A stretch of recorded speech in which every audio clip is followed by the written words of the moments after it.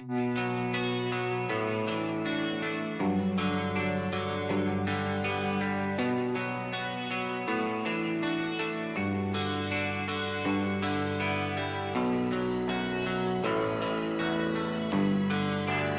are you feeling? How long have you been here? 3 months, May 17th. And what brought you? That's difficult to answer.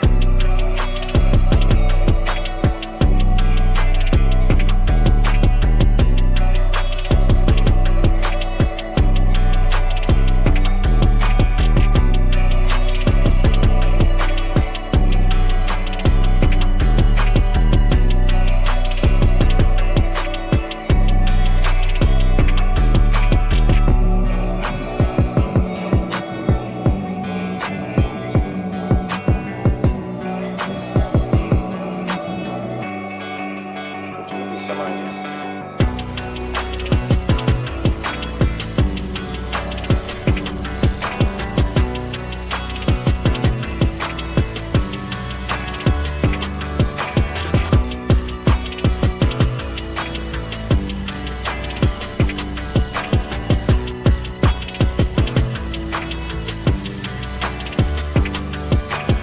I am not completely like other people.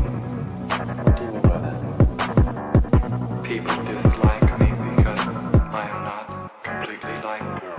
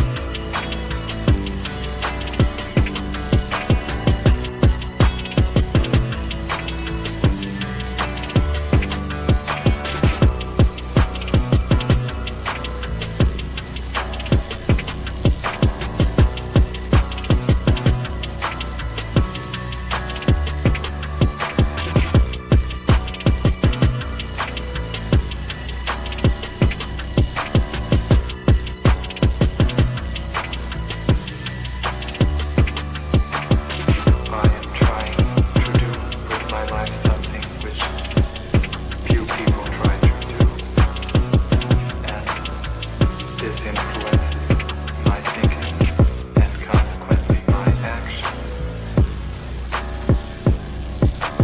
What is it you're trying to do with your life? Play the piano for people. I'm not clear. How is it that playing the piano for people has eventually resulted in your being here in the hospital?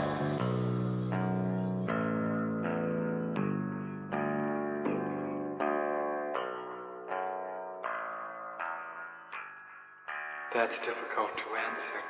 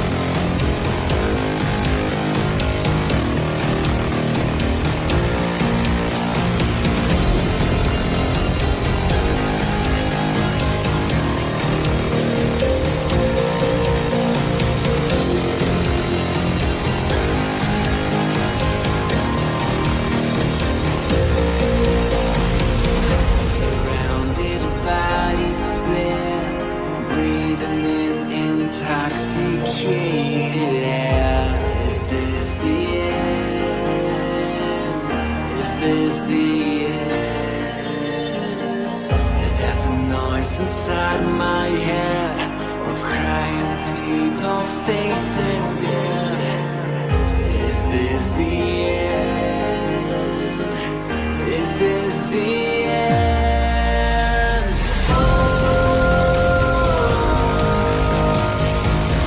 I'm burning in the stone.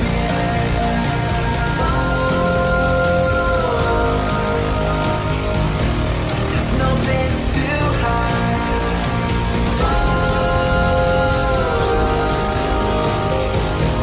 I'm burning in the stone.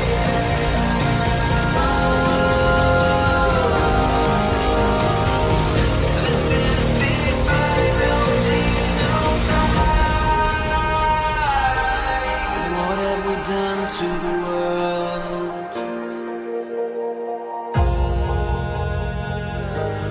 What have we done to the world?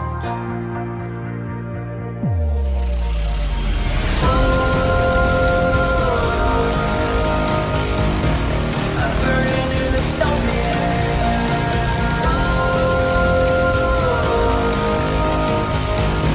There's no place to hide.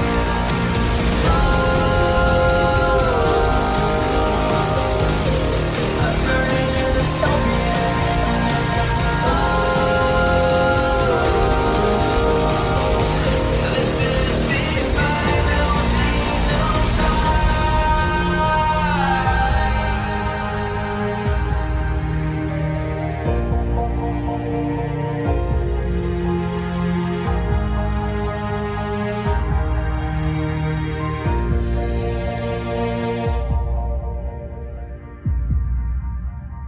This is the final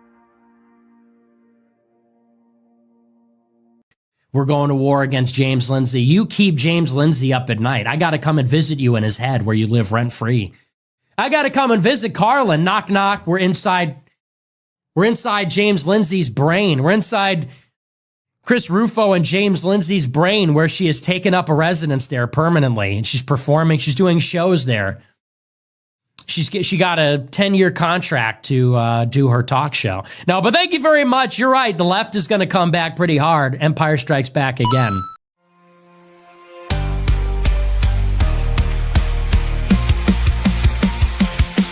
James Lindsay is obsessed with lying to his audience. What crazy things can he get them to believe? He does it irresponsibly to pocket all that money from the mills for liberty.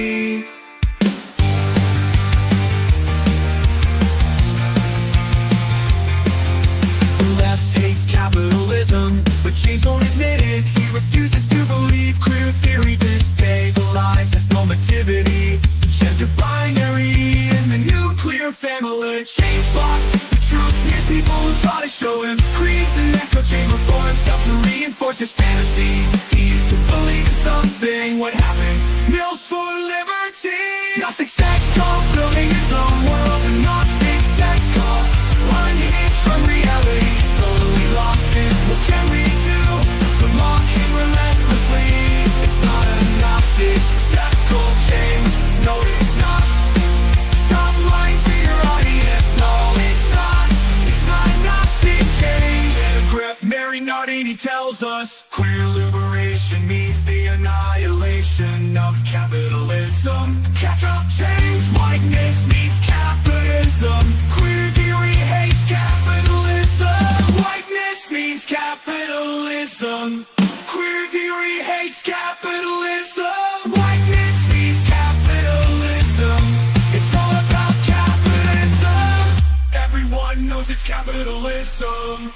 The socialist knows capitalism. Wake up, James. It's capitalism. Whoa. The socialist knows capitalism. Wake up, James.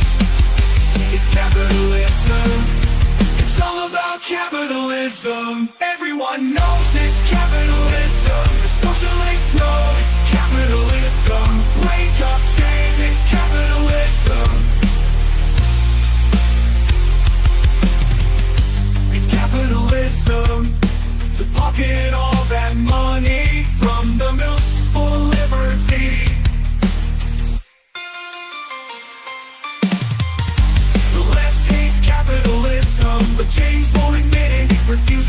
believe. Queer theory stabilizes normativity, gender binary and the nuclear family. But James blocks the truth, smears people who try to show him, creates an echo chamber for himself to reinforce his fantasy, to believe in something. What happens for liberty? Gnostic sex cult filling his own world. Gnostic sex cult unhinged from reality. He's totally lost it. What can we do but mock him relentlessly?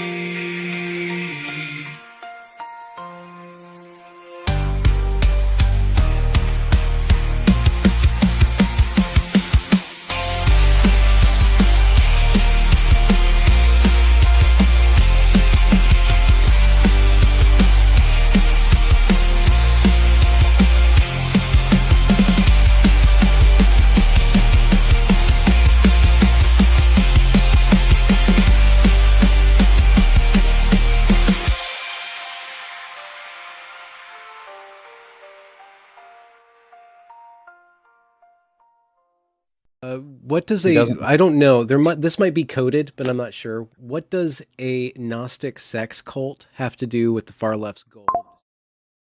This guy named Bot is going off about this Gnostic sex cult. What that? And so we're just not going to answer that question. Okay, so that's I figured that. So we're just okay. That's why I figured that.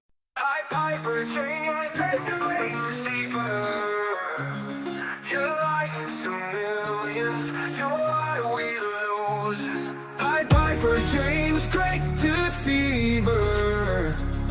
You're living in delusion and you're why we lose. James Lindsay spinning tails, got a fantasy in play, pocketing that cash while he's leading minds astray. Milfs for liberty, he's cashing in the bucks, but his logic's out of whack, man, it's all just muck. Left hates capitalism, he's blind to the facts. Queer theory's misunderstood, it's a different attack. Destabilizing norms, breaking down the walls, but James blocks the truth, man, he's lost in the halls. For James, great deceiver. Your lies are weak, we're calling out the truth. Piper James, great deceiver.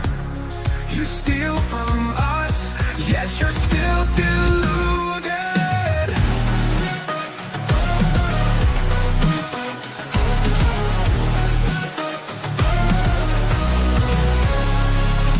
Echo chamber stick, it's a bubble of deceit. While he's pocketing the green, we're exposing the cheat. Leonardini drops the mask with a bang. Where liberation means capitalism, that's the goal. Stop blocking the truth, James, open up your eyes. Our theory's misunderstood, capitalism's a pride. Destroying the old norms, shaking up the scene. Face up to reality, stop the serial line.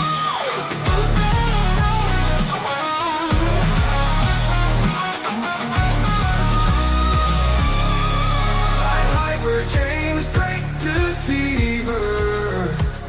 Your lies are weak, we're calling out the truth. Piper James, great deceiver. You steal from us, yet you're still deluded. Echo chamber stick, a bullet now. Whiteness, capitalism, it's all intertwined. Queer theory's the lens, but you're way behind. Liberation means capitalism's gone.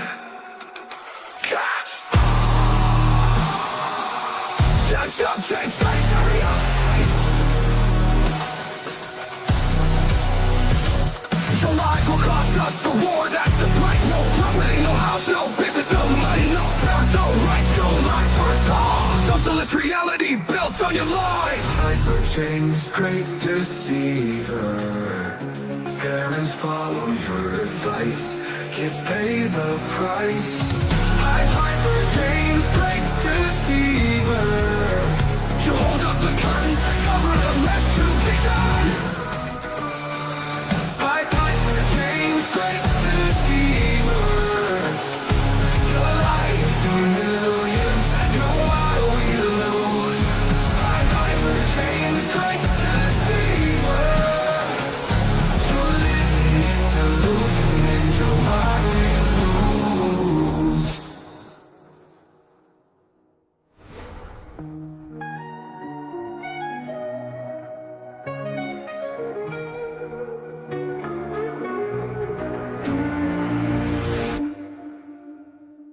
I steal from people all the time. I'm as bad as Claudia.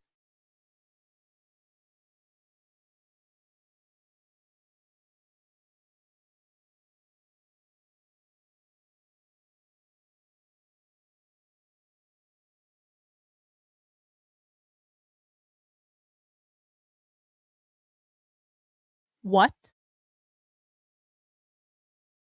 Excuse me, what? I steal from people all the time. I'm as bad as Claudine Gay is what he's about to say. Oops, James. Oops. Sometimes doing an extemporaneous speech where you don't script it beforehand leads you to saying the quiet part out loud. What was that? What was that? What, James? Podcast is getting downloaded 10 million times because I thought it was profound. So you don't know where your message is going to get and where it's not going to get.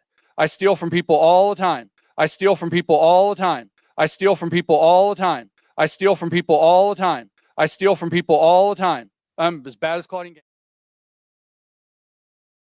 We are here because socialists speak in a coded language. And the best way to learn that language and become inoculated to that language is by listening to what they say in the real world. You have to keep in mind that they are using the same vocabulary as us. They are not using the same dictionary. They have different definitions for the words. And if you don't understand what those definitions are, you fundamentally do not understand them. But as long as you're going to be here, you're going to follow my rules, okay? Number one, the reason that we do Socialism Saturday is that socialists speak in a coded language. They may use the same vocabulary as us. They do not use the same dictionary as us, okay? Socialists speak in code. They may use the same vocabulary as us. They do not use the same dictionary as us. First thing you need to know, socialists speak in code. The reason that we watch this content is because we want to understand what their language means. Socialists use the same vocabulary as us. They do not use the same dictionary as us. So it is very important that we listen to the context of what they're saying to be able to ascertain what they mean. The reason that we do Socialism Saturday is because socialists speak in a coded language, okay? They may use the same vocabulary as us. They do not use the same dictionary.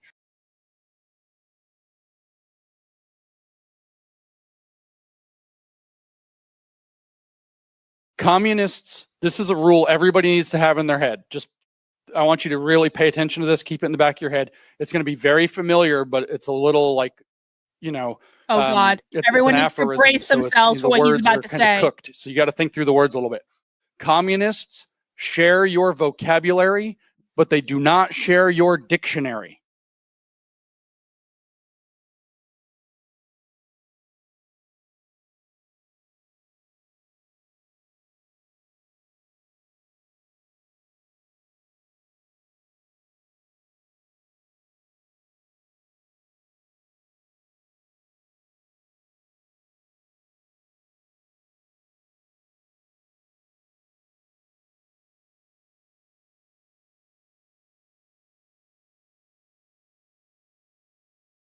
Have we heard that before?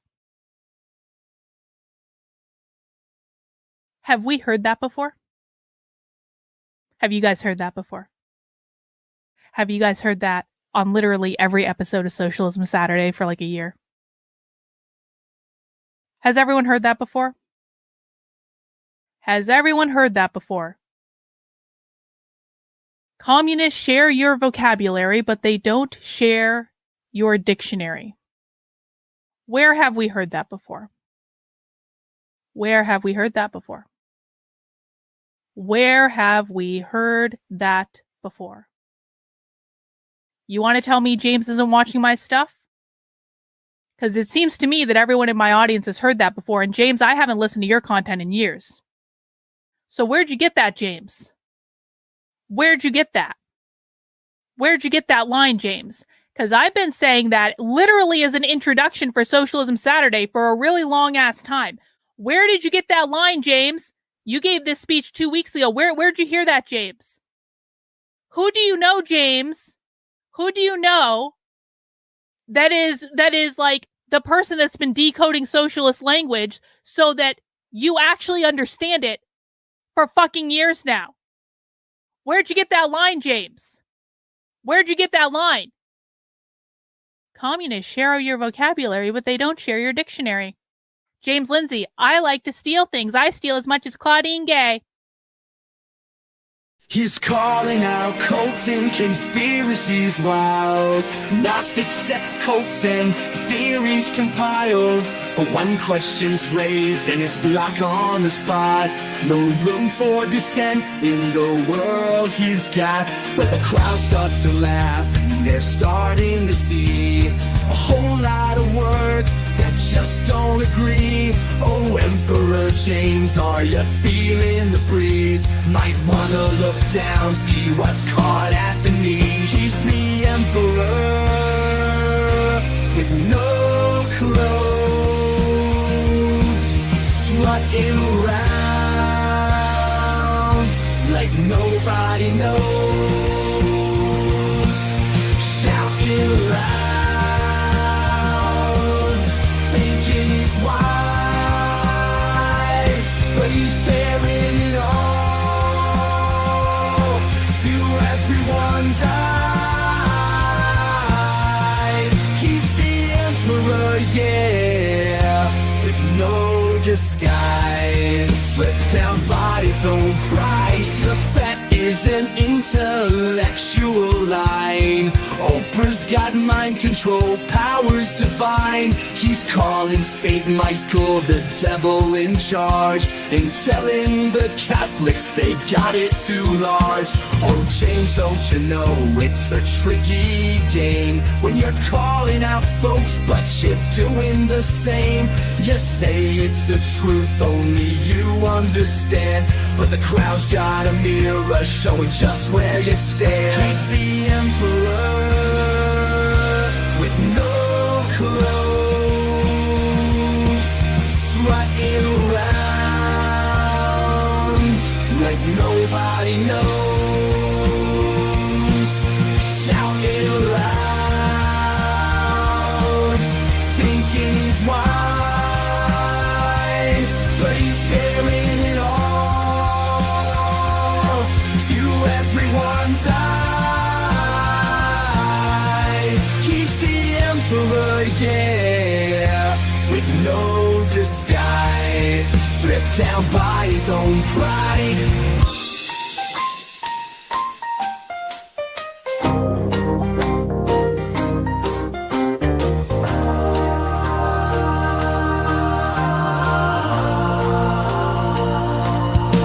Now the lights start to fade and the truth comes around. His theories unravel like threads on the ground. The court starts to giggle, the people all cheer, for the Emperor's naked, the truth's finally here.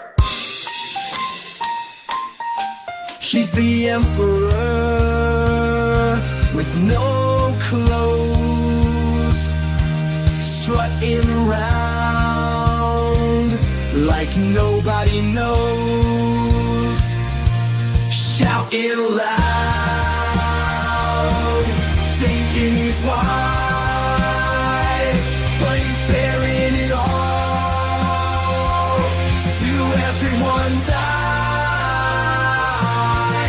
He's the Emperor, yeah, with no disguise, stripped down by his own pride. So here's to the lesson, let's give it a toast to emperors walking in nothing but boast. Join Carlin's cult and open your eyes. She's here to expose James's epic lies.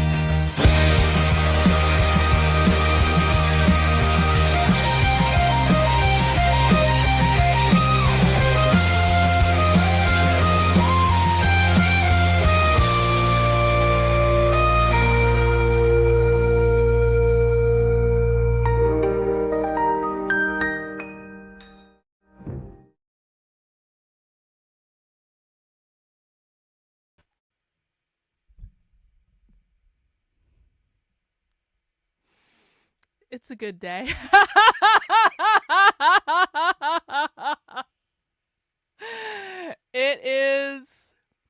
a good day. I apologize for a little bit of an extended introduction, but I feel like I earned it. I feel like I earned it.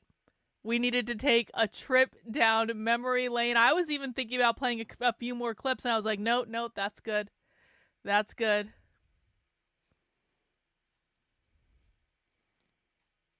Thank you, LK. Everyone get your Carlin was right super chats ready. Everyone got those super chats ready. You know, like, has anyone ever been so vindicated? Has anyone ever been so goated? I don't know. I'm nipping at Nick Fuentes' heels on this one. I really am. I should put on the crown. Hang on. Wait. Oh, look at this. Hang on. I do have a crown. There we go. The crown. The crown is on the head of the queen anti-communist of the internet. My hair looks something poofy, man.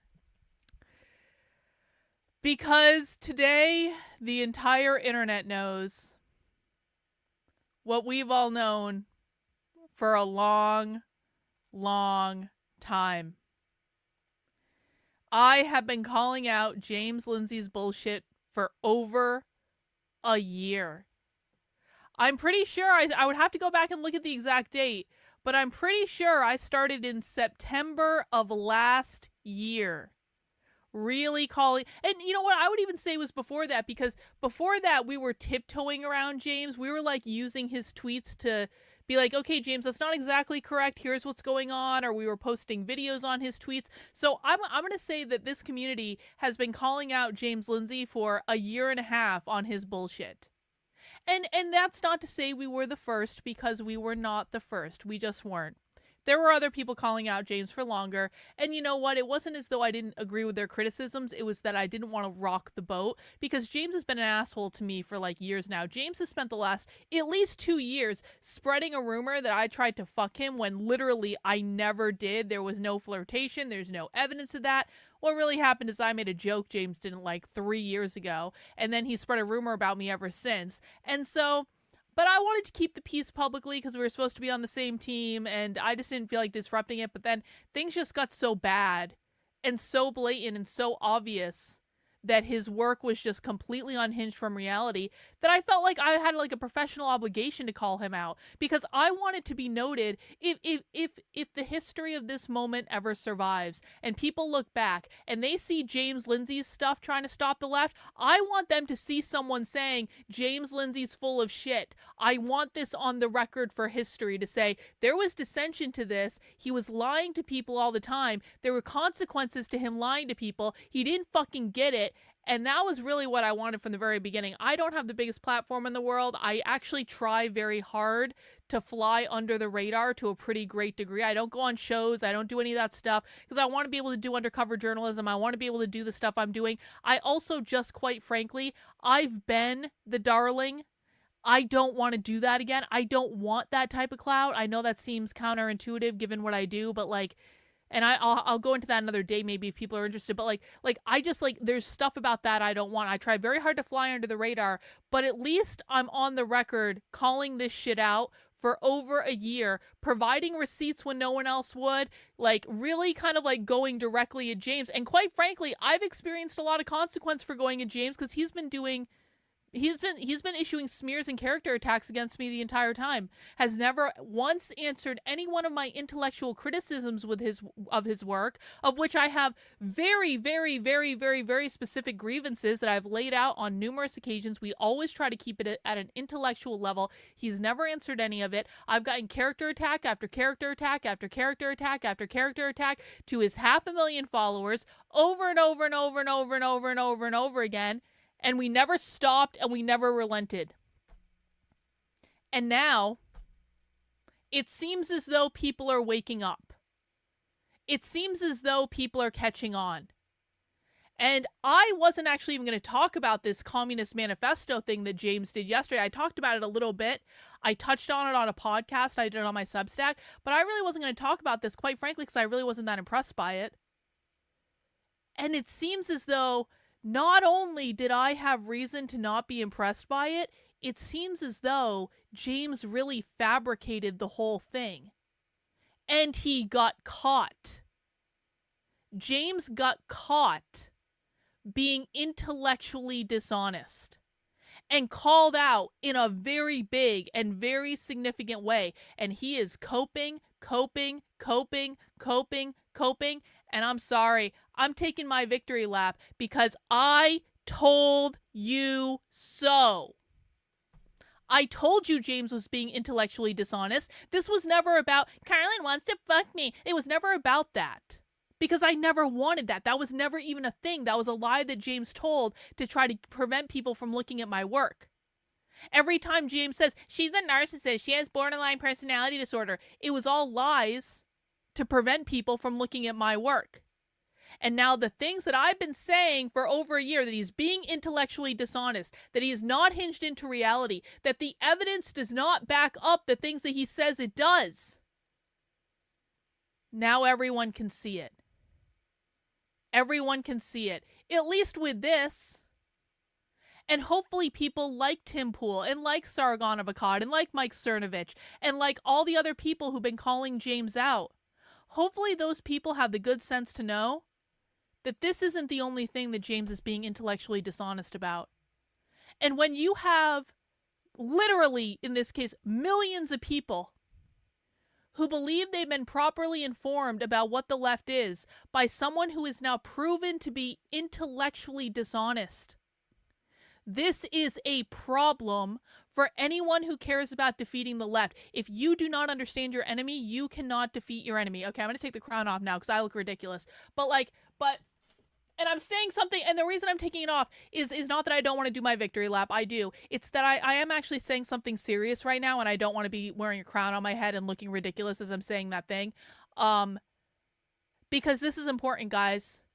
If people are fighting the wrong target, if people are completely confused about who the enemy is and what the enemy cares about and what the enemy's strategy is, because James has been lifted up by organizations like Moms for Liberty and Turning Point USA, because all these people listen to James, like Phil Labonte, who we tried to reason with, and then he got pissed off because he wasn't smart enough to understand it, and then he blocked us all on Twitter, and he called Sin, who is a senior citizen Navy veteran, he told Sin to fuck off. This is a senior citizen naval veteran getting told to fuck off by Phil Labonte because he's frustrated because he believes everything that James says, and he wasn't actually looking at the evidence that disproves the things that James say. Of course, he's never going to admit it. He'll never admit it. That's all right. We know. We know. And now other people are starting to know too, and we're going to enjoy every effing moment of this. Naruto says, the other day South Korea's president declared martial law to root out anti-state communists, and Parliament overturned it unanimously, and they're now trying to impeach him. This is what James Lindsay wants. I mean, I don't know if that's exactly what James Lindsay wants, Naruto, but that was a crazy little thing, wasn't it? All hail Queen Carlin stacking bodies. Well, figuratively, Nick. Thank you for the super chat. I appreciate that. Let's start our super chat tally for the day. We're already 14% to our goal. How great is that? So we got a couple videos, and the main thing we're going to do is we're going to go over this little scandal, and we're going to watch this video from Tim Pool. I am shocked, genuinely shocked that Tim did this. I am genuinely shocked that Tim Pool is calling out James Lindsay in the best possible way. Maybe this will turn a corner for Tim Pool and all of this stuff. Who knows? But we're going to watch this video, and then depending on how long that goes, I also have this, this was before this scandal, but I kind of want to watch it anyway, because James got in a fight with Dave Smith. I think it was like last week, right? We covered it on the channel. Dave Smith did a video response to him in the whole woke right thing, and this was before this. We do have a tweet from Dave Smith, so we can see what he says now. But if we have time and inclination, I kind of want to watch some of this as well, just to see that, because I haven't gotten a chance to watch it yet, so I added that to the list. But first I want to start off with what the ever-loving F is going on. That's probably the best place to start, right? Actually, no. Let's start here. if you want to support the work I'm doing and keep me in business, because I am one of the only people on the internet actually teaching people about the real far left using primary source evidence. I stream 6 days a week, Monday through Friday at 5 p.m. Socialism Saturday we do on Saturday at 6 p.m. I maintain a Substack, carlin.substack.com, which we are now affectionately calling Better Discourses, to contrast with James' website of New Discourses. We have Better Discourses, because better discourses about the left are what's required to defeat the left. And actually, if you're interested in my original take about the whole thing, where James submitted basically this hoax paper to a conservative Christian like blog or something like that, and they published it not realizing that James utilized kind of utilized the Communist Manifesto. We're going to talk about that. I actually recorded a podcast on it yesterday. That's the Actively Unwoke podcast. You can find that by going to podcast in the upper menu, and you can see the episode right there. It's on Apple Podcasts, it's on Spotify, all those places. And if you guys appreciate the work I'm doing, like getting up early this morning to stream the Supreme Court hearings and talking about that, please feel free to sign up as a supporter on my Substack. It's $8 a month, $80 a year. My work is 100% funded by you guys, so if you guys don't fund my work, it doesn't happen. And that's purposeful, by the way. I never want to be in a position like James Lindsay of needing to take money from places like Moms for Liberty or Turning Point USA. I want to be beholden to you. I want to be completely independent with grassroots movement funding me. That way, my only obligation is to you. It's to tell you the truth and to show you receipts and to report on this stuff and to do commentary on this stuff and break it all down for you guys. And that's what I do. That's what I love to do. You guys bless me by allowing me to do it. So if you appreciate it, sign up on my Substack. Carlin, KARLYN.substack.com for $8 a month, $80 a year. I really do appreciate it. Also, another way you can support my work is by heading over to the Unwoke Art store and getting some sweet, sweet merch today as a special flash sale just for today. And this is in honor of the Supreme Court hearing, where we watched it this morning. They're talking about gender transition surgery for minors. I'm doing a flash sale where we're doing 25% off these 3 designs. You can get these designs on t-shirts, on sweatshirts, on tank tops, on hoodies, on mugs, on pint glasses, on prints that you can hang up in your home, because I think they look really cool. We've got men are not women. We've got gender is binary. We've got gender is not queer. The clothes come in a variety of colors, so if you want to try on different things that aren't black, I basically exclusively wear black, but you're allowed to wear other colors. Check it out in the Unwoke Art store, and all of this merch is going to be 25% off today only. I'm actually wearing this shirt right now. I know you guys can't see it, but I am wearing it, and the printing looks awesome on it. It comes in a variety of colors. We've got black, we've got brown, we've got red, we've got Kelly green, we've got navy, we've got red, we've got another cream color shirt, we've got purple, another type of black, oxblood black, team navy. So lots of different colors you can get on that shirt if you don't like the black like I do. And all the it goes for all the rest of the designs as well. Also, this is the last day for the 25% off Trump Christmas sale of the 4 Trump designs. We got the golden Trump mug, the Trump Indictment Victory Tour, the icon image, and the American Gangster image. All of these designs also come in a wrapping paper. And trust me, I did the wrapping paper last year. People love it. Your Trump-loving relatives are going to love it. Your liberal relatives are going to hate it, and it's going to make them cry. Either way, it's a win-win. So you can get wrapping paper in all 4 of those designs. And again, that's all 25% off through this evening. And all that's in the Unwoke Art store. And all those purchases do go to fund the work I'm doing, which I really, really do appreciate. Trump might be close to caving on peak headset, is facing backlash. Now Trump is considering replacing him with Ron DeSantis. That's because Trump is a pussy. I'm sorry, but that's just the truth. Everyone was saying around Matt Gaetz, they were like, Matt Gaetz was for DHS to sniff out Republicans that Trump couldn't trust, and he was always going to withdraw his nomination. No, that's not true. Trump got pressured into pulling him, just like they're trying to pressure Trump into pulling Pete Hegseth, just like they're going to do this every time Trump wants to do something good. So I guess we will see how that goes. Sarah, the results don't come out until like June, so we've got a while to wait on that. I appreciate that super chat, Naru, too, guys. If you feel like supporting the work I'm doing, another great way to do it is to send in a super chat. $25 super chats gets me to my goal for today, and I really appreciate it. Let's jump into our content, shall we? Let's jump into our content. James Lindsay exposed as a giant lying, intellectually dishonest shill. Now, I'd like some just opinions. 1 in the chat if you're surprised at this news. 2 in the chat if you are not surprised at this news. 3 in the chat if you don't know what's going on yet because I haven't properly explained it. 1 in the chat if you're surprised that James Lindsay turned out to be an intellectually dishonest shill. 2 in the chat if you are not surprised that James Lindsay turned out to be an intellectually dishonest shill. 3 in the chat if you're just not sure yet because I haven't really explained what's going on yet and you haven't been following along. That's an awful lot of 2s in that chat. That's a lot of 2s. That is a lot of 2s. Couple 3s, lots of 2s. No 1s, so no one was really surprised. So here's what happened. James Lindsay, as you guys know, was made famous through something called the Grievance Studies Affairs. The Grievance Studies Affairs was James Lindsay, Peter Boghossian, and Helen Pluckrose basically writing fake academic papers that they then got published in peer-reviewed academic journals to prove that these academic journals that were turning out all these crazy leftist papers, they were just printing bullshit. They made these articles up. They had crazy titles about like rape culture in dog parks, and James rewrote the one that's most relevant to this is James. And by the way, this actually presents a problem with the grievance studies because now I feel like we have to go back and actually look at what they did.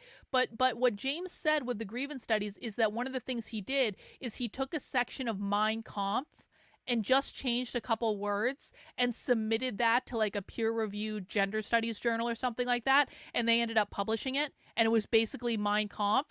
That's what James said. Now, this made them famous at the time because this exposed higher education, exposed these crazy liberals in higher education that were just, they were publishing all this garbage. It was really inspiring, honestly. It was cool. Now, fast forward, what has it been? 5 years, 6 years, something like that since the Grievance Studies Affairs? Fast forward. James Lindsay is obsessed with this concept called the woke right. He has been pushing this idea for months now that if you are not classically liberal and you don't support Israel and everything Israel does, then you are part of this woke right that is trying to destroy America, that are basically Marxists, that are also fascists, or fascists and Marxists at the same time, and that you are evil, and that you need to be shunned and gatekept out of the so-called anti-woke movement. And he's been going on all these shows talking about this. He's been doing all these Twitter storms talking about this. He's done all sorts of podcasts talking about this. And basically, everyone except for Konstantin Kisin and Colin Wright and Seth Dillon have kind of laughed at him over this idea because it's crazy. We're allowed to question Israel. We're allowed to say that Tucker Carlson interviewing Daryl Cooper is not a woke right psyop. We're allowed to say that Israel is not America. We are allowed to say that I don't believe that classical liberalism is actually going to stop the woke left. We're allowed to say all those things. We're allowed to consider all those ideas.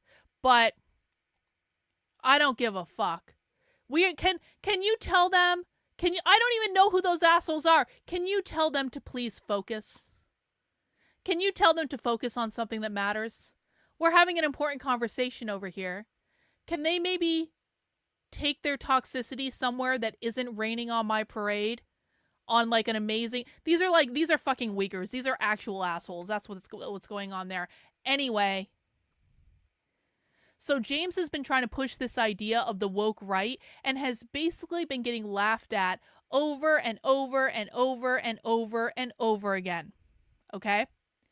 So he decided that he was going to recreate the whole Grievance Studies Affairs. And what he did was he claimed that he took a section of Mein Kampf. He claimed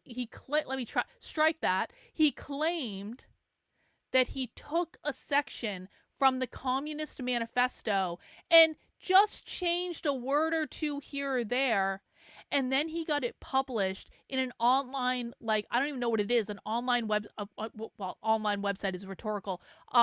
He got it published on a website called The American Reformer. Now, I don't know anything about the American Reformer. It strikes me that it's probably some sort of like Christian nationalist website or something like that.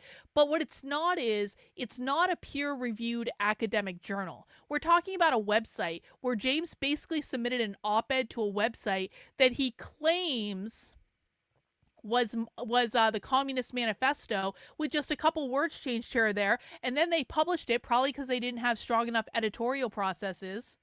And then James is like, this is proof! This is proof that the woke right exists. This random Christian nationalist website published my op-ed, which was basically the Communist Manifesto, and that is proof that the so-called woke right Christian nationalists are exactly like the Marxists. And he had this whole big thing. We are so back. The flagship Christian nationalist woke right publication has published part of the Communist Manifesto. Now, was this really a flagship publication, though? Is this really a flagship publication? Because what James is talking about is the American Reformer. Now, again, I don't know anything about the American Reformer, but I can go on their website and I can try to find their Twitter. Do they even have their Twitter listed on their website? Their copyright is almost 2 years out of date. Do they even have their Twitter listed on their website? Am I crazy? Bruh. Hang on. Let me find their Twitter. Let's see just how relevant and just what a flagship publication this actually is. And I'm not trying to shit on the American Reformer. I generally don't know anything about them, but I just assume we would be able to find their Twitter from their website. Here it is. So we're talking about a flagship publication that has 13,000 followers on Twitter, that barely gets, it looks like, any retweets or things like that. Is that really a flagship publication? I mean, this to me, and again, like, listen, man, I've got a small little Substack that's reader supported. I'm not shitting on smaller publications. I'm really, really not. But I would never put my Substack out there and say, this is a flagship publication. That would never happen. I don't have the numbers for that. I would love more numbers. Okay, fine.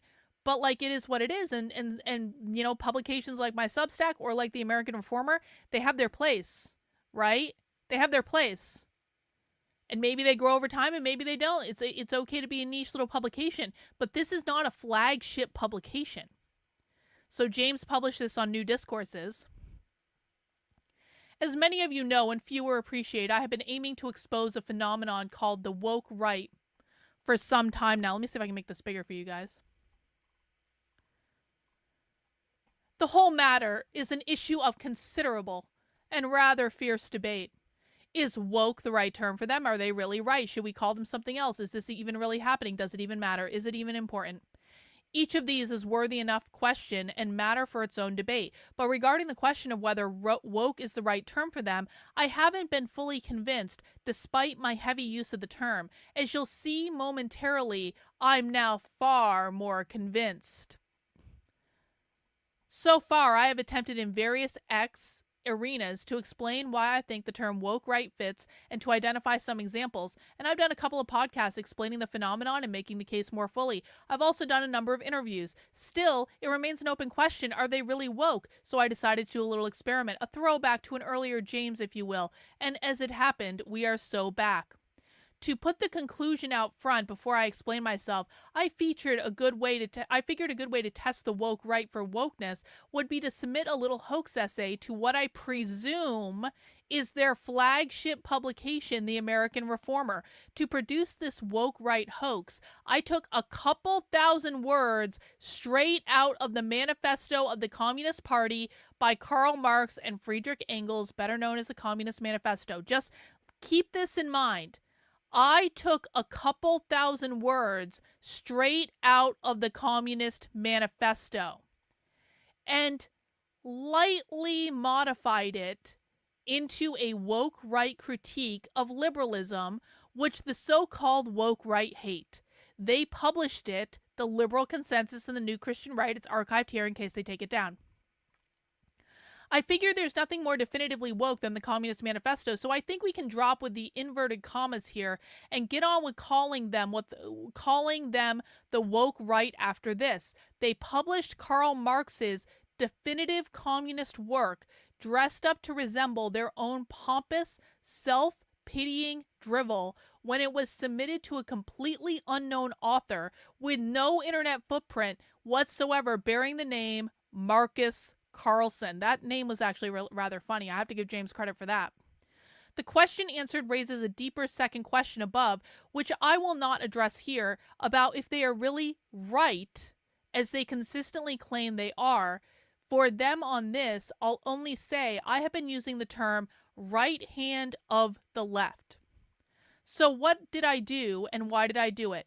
So I'm not going to go through and read this whole thing because it's a long-ass thing. But James has basically said that he took a section straight out of the Communist Manifesto and just changed a word or two here or there and then submitted it to the flagship publication of the woke right, the American Reformer, and they published it. And that is proof that the woke right exists.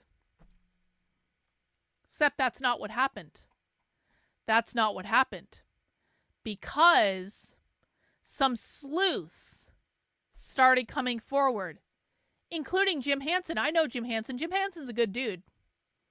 He's like a straight shooter. James Lindsay is mocking the woke right American Reformer for publishing 6 pages of the Communist Manifesto. I've read Marx, and I may not have recognized his edited version. Judge for yourself. The red shows the edits he made. I have no dog in this fight, but you ought to play it straight. And then he put in the full text that in the Communist Manifesto and James's text. But look at this. The red is text that was modified by James. Apparently, the thousands of words that James took from the Communist Manifesto and published in the American Reformer, apparently 80% of it, 80% of it was changed.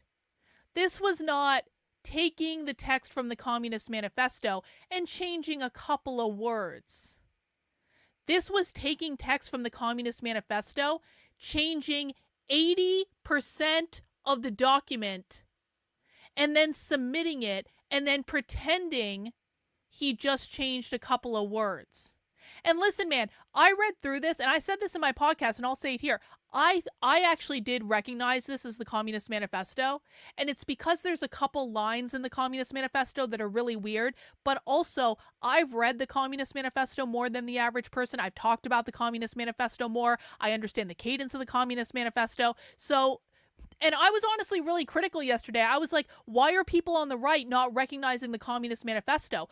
I didn't realize that James changed 80% of the document. So I take that back. I am no longer critical over the American Reformer for not recognizing this, because only nerds like me that have actually read the Communist Manifesto multiple times, and I've taught it and I've done book clubs on it, like there are just a couple lines that like screamed Communist Manifesto to me, but that's because I'm a nerd about these things, man. You can't expect normal people to have that type of like autism over this issue, because normal people are busy. They've got their minds on multiple things. If you change a document, 80% of it, you can no longer say that you submitted basically the original document. It's just completely intellectually dishonest.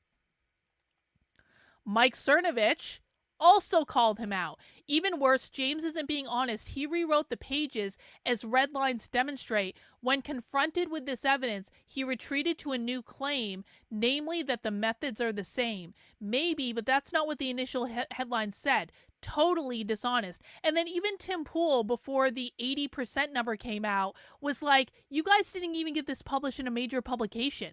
This wasn't a major right-wing publication. This was like a little website or something. This has no social weight. So even Tim Pool, before the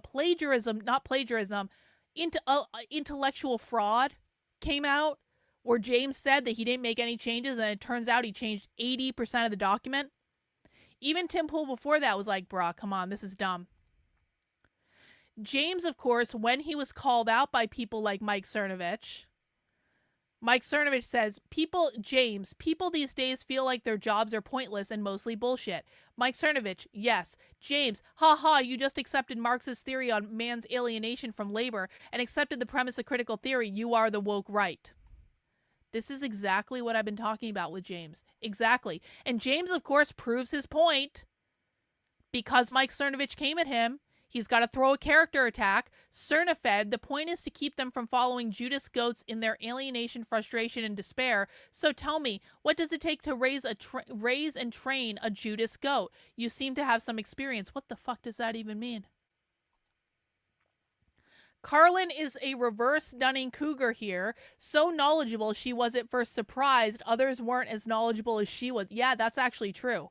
That's actually true. I mean, I'm pretty critical of the right, but when I'm wrong, I'm wrong. And I didn't realize that James changed 80% of the document when I called him out on it. I don't think anyone saw that coming. I knew James was intellectually dishonest.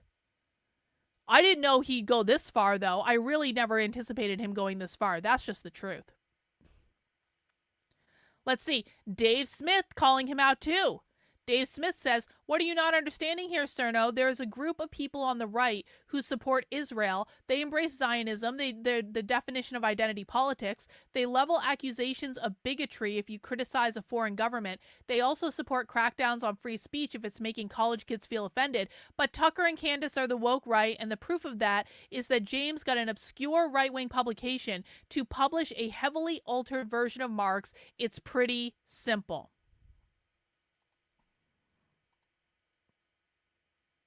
And now because Tim Pool is calling out James, Tim Pool just retweets Mike Cernovich, says fucking cringe. James is like, Tim Pool is gone. Tim Pool is part of the woke right now. It's over. Tim is on the woke right. And then Colin Wright was on James's side. We'll talk about him in a second. Tim retweeted Colin Wright and said, James Lindsay is the woke right, the right hand of the left, smarmy and dishonest takes in an attempt to adhere to some kind of social orthodoxy, along with the rest of the former liberal cohort who desperately desire to not be called conservatives. I shit on Tim Pool a lot. No one is more thrilled than me to see Tim actually call this correctly. Because this is the right take. It's always been the right take. It's been the right take for a long time now, and I'm glad people are finally seeing it. We call balls and strikes on this channel. I don't have to like Tim Pool to say, "Yup, you got that one right, bro. You got it right. If you're right, you're right, and that's just the way it goes." Of course, James didn't like that either. Ladies and gentlemen, Tim Pool. He's part of the woke right now. Oh no! Now, Mizakan brought up a good point about Tim. And I just really want to make sure that we're airing this point. Because it's a really good point about Tim. Mizakan said earlier, he didn't care when he is a reference to Tim.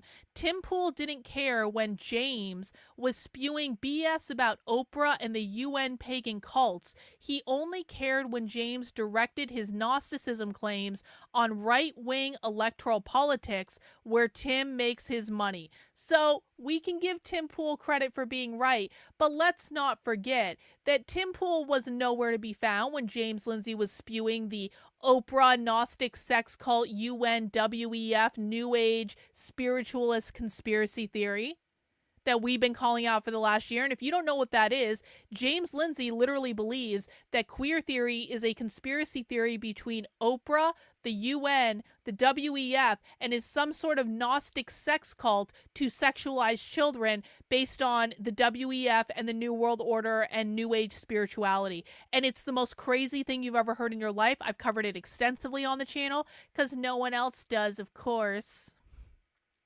So let's not forget that there are an awful lot of people who let James spew that bullshit for over a year. Actually, almost 2 years he was talking about this Oprah thing. No one ever questioned that. But now all of a sudden, James is across the line, and isn't that funny the way that goes? But I do think it's important to really keep in mind who is on whose team. Carl Benjamin, Sargon of Akkad. Listen, man, I got to give Sargon of Akkad credit. Never been my favorite person in the world. But, like, you got to give Sargon of Akkad credit. Sargon of Akkad was fighting with James Lindsay about this basically all day yesterday, and he stood his ground. And I don't agree with everything he said, but you got to give him credit on that. So Sargon of Akkad is on team correct. Who's not on team? It's funny. We're about to see a lot of the same characters that we've been seeing over the past year. So what are the characters that we've been talking about in the so-called anti-woke movement who don't actually really seem to care about defeating the left? We've talked a lot about these characters. James Lindsay, of course, is their leader. Claims to be anti-woke, but doesn't actually care about defeating the left. We've talked about Seth Dillon. We just talked about Seth Dillon last week. Seth Dillon, who we exposed for not caring if James was openly struggle sessioning Not the Bee in order to prevent my work from being shown in it. We talked about that last week. We've talked about Konstantin Kisin, who has openly defamed me because I called him out on his bullshit. We've talked about Colin Wright, who is not only dating a porn star, he also has called me mentally ill in James's feed. We've even talked about Peter Boghossian recently. Does Peter Boghossian actually care about defeating the left? We've talked about a lot of those people. Is it pure coincidence that every single person that I've identified as claiming to be anti-woke but doesn't actually care about defeating the left? Is it any coincidence that all of those people were defending James and supporting this? So look, Seth Dillon supporting James's farce. Colin Wright supporting James's farce. Peter Boghossian supporting James's farce. Konstantin Kisin supporting James's farce. Carrie Smith, obviously, not one of the bigger names, but just a personal victory there for me. Carrie Smith, obviously supporting James's farce. And of course, we have Michael O'Fallon. Michael O'Fallon is the man that is funding James. He funds new discourses. And now they're saying, Guys, everyone knew it was a ripoff of the Communist Manifesto a week ago. I don't know why you guys are talking about it being completely rewritten now. Michael O'Fallon said more than a week ago, readers of American Reformer were noting that it was a ripoff of the Communist Manifesto, denying reality and continuing to support this charade is literally exposing hundreds of woke right influencers. Are those hundreds of woke right influencers in the room with James and Michael right now? Does anyone want to take a guess? Because James and Michael really constantly seem to be haunted by all of these woke right influencers that they claim exists, that they have to get a hoax article where they claim to rewrite the Communist Manifesto, but they really don't, and then submit it to a publication.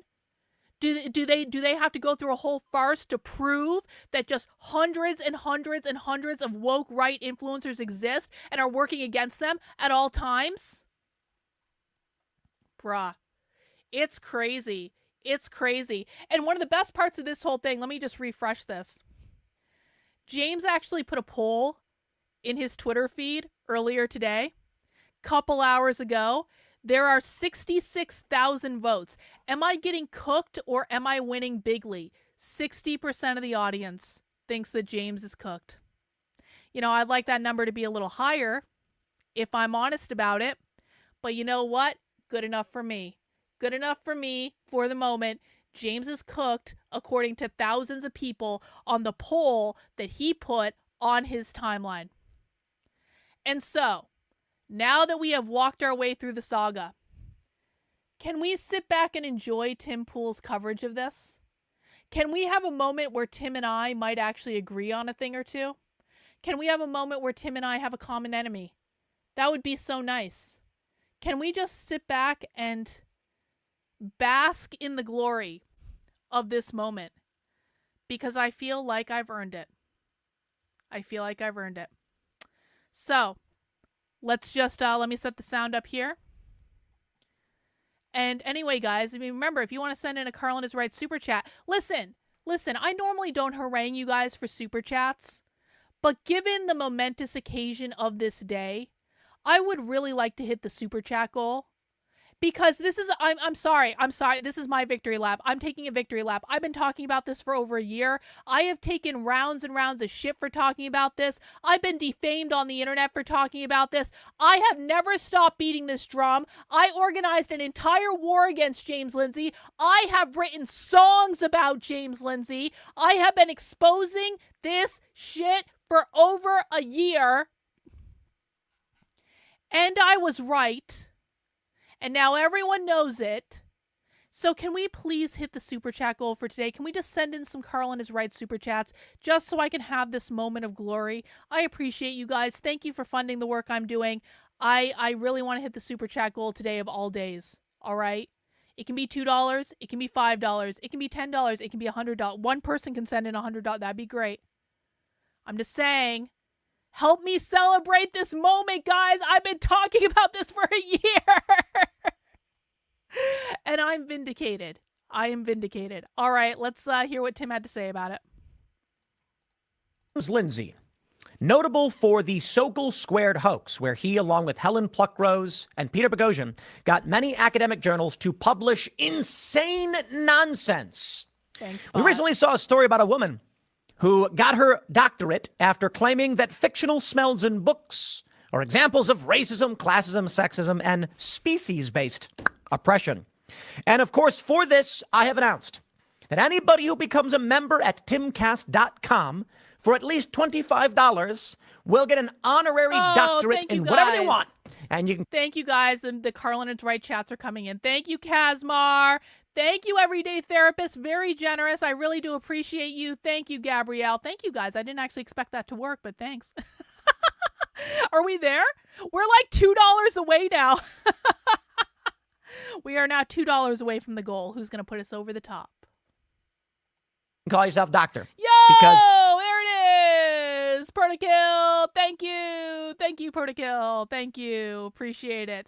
Goal! that's your qualification now. If you can write a thesis where you're like, the description of smells in books is racist, and that makes you a doctor, being a doctor ain't worth all that much. So how about skip the line and $25? But anyway, my friends, we have a new hoax. Two of them, actually. This is James Lindsay's new discourses, where a story has been going viral. Hey, Yesterday, he published the story, A Communist Manifesto for Christian Nationalists Testing the Woke Right. The woke right is not really a thing. Woke is easily defined, in my opinion, though there are many people with differing understandings of it. I would say that I'm correct, and perhaps I'm not, but I think my assessment on the definition of woke is more correct than others, because I don't believe that these other individuals who have tried to define it have taken a holistic view of what woke is and why things are described as woke. So before I describe woke and my definition of it, I will first say this. There is no woke right. This is not a real hoax that James Lindsay did. And I'm extremely disappointed in many of these former liberals who are dancing around and acting like something big has been done in the face of a non-existent threat that has little to no merit or weight in politics. That is the idea of Christian nationalists as some kind of grand institution that we should fear or worry about. Let me put it this way. Let me start here. James Lindsay writes this article, A Communist Manifesto for Christian Nationalists, and this is a magazine called The American Reformer. James Lindsay asserts that he tricked a right-wing publication, a Christian nationalist publication, into publishing the Communist Manifesto. Wow. Well, certainly that will discredit Christian nationalists and the right.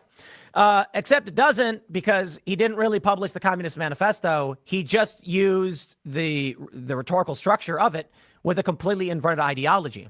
That is, if you actually compare the text of what he got published in this limited to no notoriety right-wing publication, no offense, guys, but like, it's not a big publication. It's just a different thing.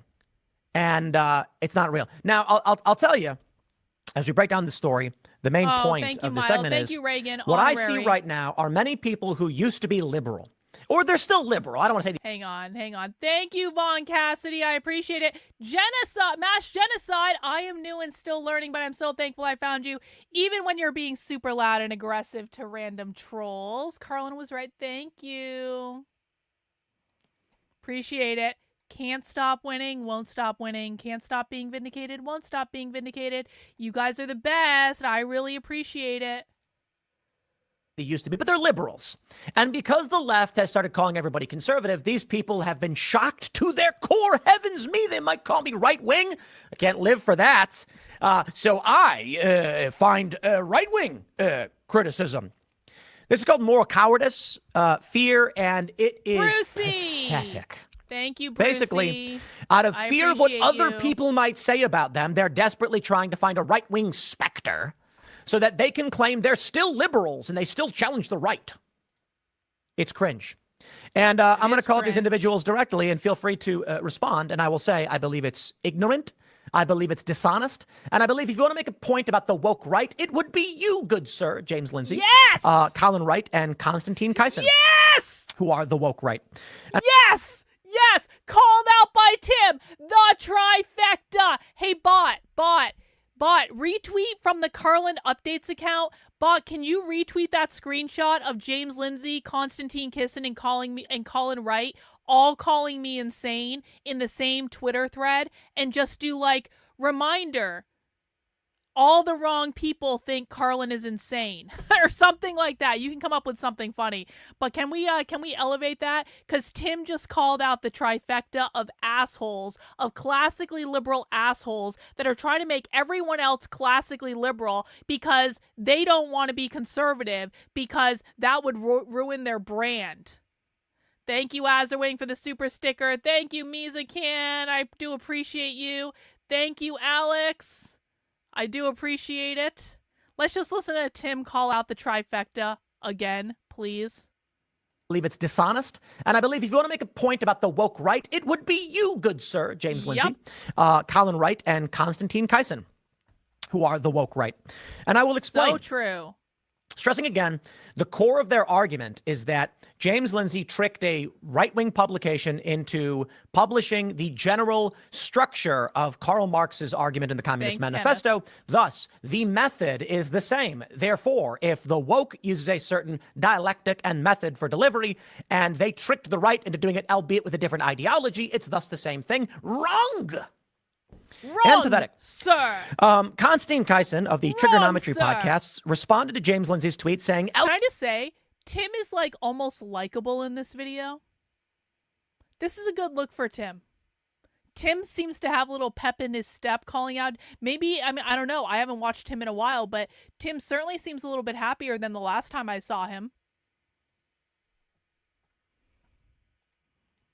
LOL, woke right must be mad. James repeated the hoax when he and colleagues got woke magazines to publish sections of Mein Kampf. But this time he got a woke right magazine to publish sections of the Communist Manifesto. LOL. LOL indeed. And then you have Colin Wright saying James Lindsay has hoaxed a leading Christian nationalist woke right publication into publishing sections of the Communist Manifesto. His pen name was Marcus Carlson. Karl Marx, anyone? Laughing emoji. Well, here's the reality. He didn't, okay? So Mike Cernovich responded to the quote-unquote hoax, which I'll dive into in a second before we get through the social element, saying, here was my response. I said the Sokol Squared hoax targeted mainstream academia. So for those not familiar with Sokol Squared, this is a big deal. And credit to James Lindsay, Helen Pluckrose, and Peter Boghossian for having pulled it off. Convincing prominent left-wing academic journals to publish sections of Mein Kampf, but restructured as feminist literature. One of the articles was the conceptual penis and how it's an idea. I mean, it's patriarchy. It was absurd. And another was about like patriarchy at the dog park or something. These were patently absurd and deserving of mockery, but they somehow ended up in prominent journals that academia would give credit to. That is a massive multi-billion-dollar international institution with egg on its face. I think that's a big deal. But of course, these are individual journals and they all have their editorial standards, I suppose. I responded with the Sokol Squared hoax, which is what it was called, targeted mainstream academia.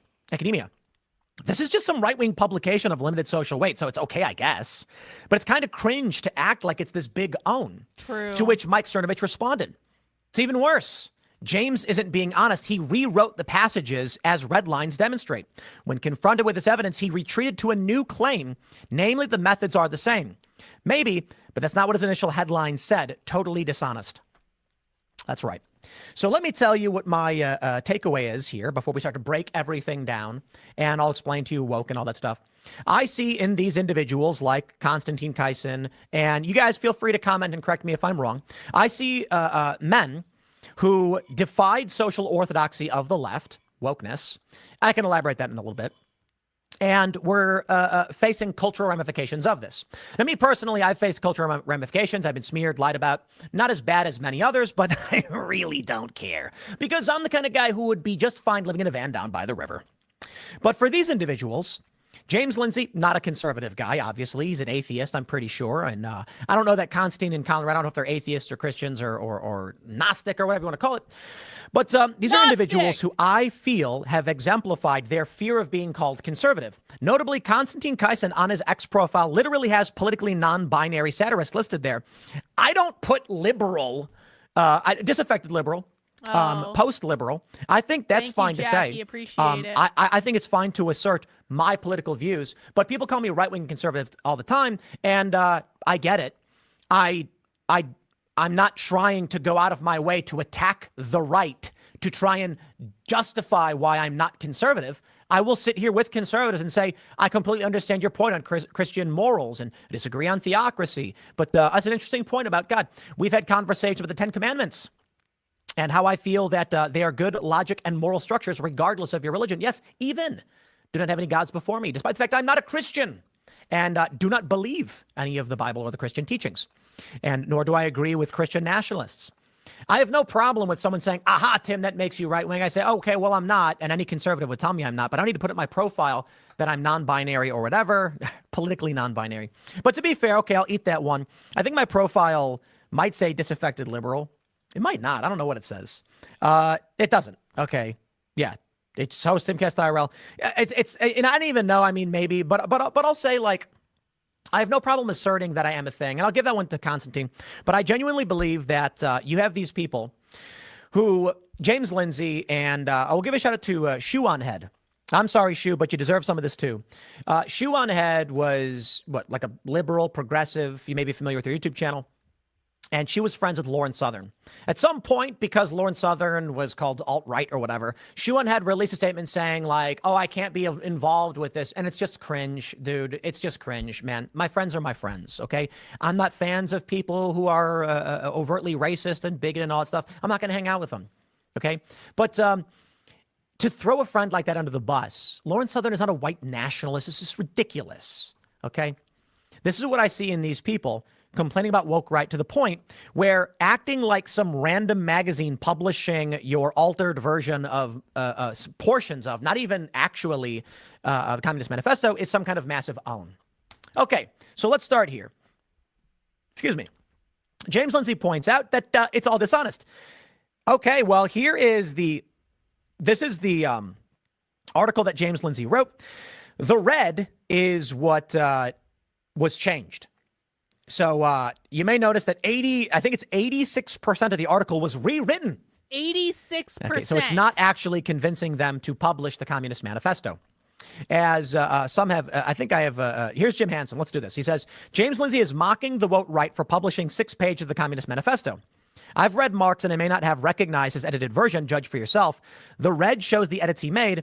I have no dog in this fight, but you ought to play straight. Yeah. So here's where, Jim points out that it's a dramatically altered article. Well, my understanding is that James Lindsay initially stated he used the first 6 pages and got them to publish it, which he did not do. He used Marx's rhetorical structure and then put in his own morals. I think I have Harrison Smith, who responded saying, you completely changed the subjects being discussed and so inverted the message. It's like replacing the word God with Satan in the Bible and saying it's proof Christians are Satanists. No, a rose by any of their name, right? Still be a rose. And so that's the point. If James Lindsay has discovered that elements of the right are collectivist with a moral ideology, I'm shocked to find that out, because in fact, like, every single tribal group is structured this way, in the belief that their moral structure is better than others. And I think it's plain to see that even the disaffected liberal cohort, of which I and these other individuals are a part of, we are all liberal-minded individuals have a great deal of reverence for Enlightenment principles and classical liberalism. I just want to say, some of us evolved out of that, and some of us realized that classical liberalism was not going to work, and some of us actually moved further right that came from the left, Tim. I'm just saying. I may have never been called a conservative, but I'm certainly further right than most people. Many of us, we may disagree with elements of the right, but we're all going to be called right-wing because of our moral structures, which agree with people on the right. There's nothing you can do about it. But these people are terrified of being called that. So I can give you an example. We'll break down what wokeness is. I know. I'm just trying to say a lot, right? One person responded, the X post on the article has 12 likes after almost 2 weeks. How are they relevant again? Everything under the sun is out there. Every demon, every ideology, every sin. Most of it can be ignored. Some of it can't be. Knowing what dragons are the current threat outweighs the ones that might come later. Yes, you need someone that can see them before they come, but also need to fight. You can't fight windmills. Can the religious right become the Spanish Inquisition again? Sure, but not anytime soon. The institutional stranglehold the woke left had needs to be rooted out first, and I would prefer that no kind of power take over. If we allow any authoritarian structures to survive, I'm 1,000 more times more worried about Islamic right that will take it instead of the Christian right. I'm not worried about the Islamic right. So here's what James Lindsay writes.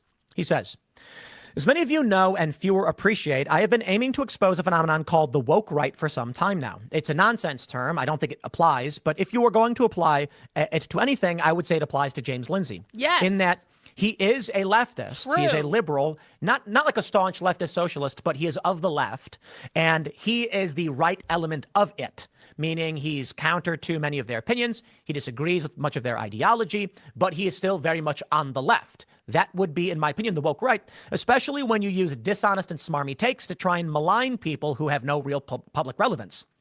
That's a tactic of wokeness, the adherence to social orthodoxy on the liberal side. That's what it is. I got to break it down. I got my big definition, but we'll try to get through this. And I need to read what he says because I think he makes a terrible point. He says, this whole matter is an issue of considerable and rather fierce debate. Is woke the right term for them? Are they really right? Should we call them something else? Is it really even happening? Does it even matter? Is this even important? Each of these is worthy enough question and matter for its own debate. But regarding the question of whether woke is the right term for them, I haven't been fully convinced despite my heavy use of the term. As you'll see momentarily, I'm now far more convinced. So far, I've attempted in various arenas to explain why I think the term woke right fits and to identify some examples. And I've done a couple of podcasts explaining the phenomenon and making the case more fully. I've also done a number of interviews. Still, it remains an open question. Are they really woke? So I decided to do a little experiment, a throwback to an earlier James, if you will. And as it happens, we are so back. No, you're not. No, James. Targeting a massive institution of absurdity and psychosis is not the same as going after a minor publication because they have collectivist ideas. True. That's stupid. True, There's a Tim. whole bunch of collectivist organizations out there. And I'm not going to go to a group of snake charmers and be like, the snake charmers are woke. Nobody cares about snake charmers. They have no public relevance. They got flat earthers have more followers than these guys. So if we're going to true. talk about the dangers of So anti-science woke true. elements, let's complain about flat earthers and geocentrists who can have upward. By the way, in my fascist dictatorship, flat Earth would be banned as an ideology too. If you are stupid enough to think that the Earth is flat, you can. Those ideas don't need to. Those ideas are on the same level as queer ideology, okay? In my fascist dictatorship, we are banning all queer ideology. We are banning all publication of queer ideology. We are burning all queer ideology books. We are also banning all flat Earth ideology and not allowing that to be talked about anymore, and and burning any flat Earth books that exist. We can do both. Of hundreds of thousands of followers. And yet these guys on the Christian nationalist side, this magazine you targeted, no offense, guys. I know some of them. Actually, I might make this as a t-shirt. We are, in my fascist dictatorship, we are banning all stupidity. No more stupidity. No more dumb ideas. We're done. We had enough. We considered them. We gave them a try. We're done. No more stupidity. Follow me, but they got like 5,000 followers, dude. Anyway, we are not so back. There are crazy people that exist in various ideologies. And I tried bringing this up to James, Peter, and Helen way back when I interviewed them. They claim that wokeness, intersectionality, critical theory emerges from the universities. And I said, that's not true. They did grow in these universities, but it's not the universities themselves that are causing these issues, because these ideas have always existed. And they've always existed in universities. Wrong. And more importantly, wrong, Tim, wrong. It is the universities causing this issue. It's also now the K through 12 schools causing this issue. Tim is now backtracking. It's the schools that are doing this. Numerous other ideologies exist in these universities, and they did not rise to prominence. Strongly. There are a plethora, nay, infinite possibilities in ideology that you don't know or care about, namely snake charmers. We don't see them rising up and taking power.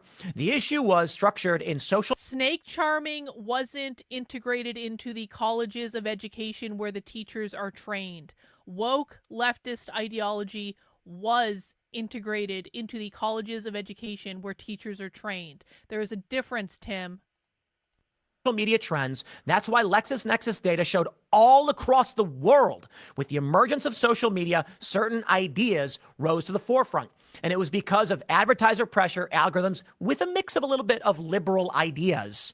It all came together and it turned into this psychotic mess. But wokeness is not just communism or critical theory, which I will explain.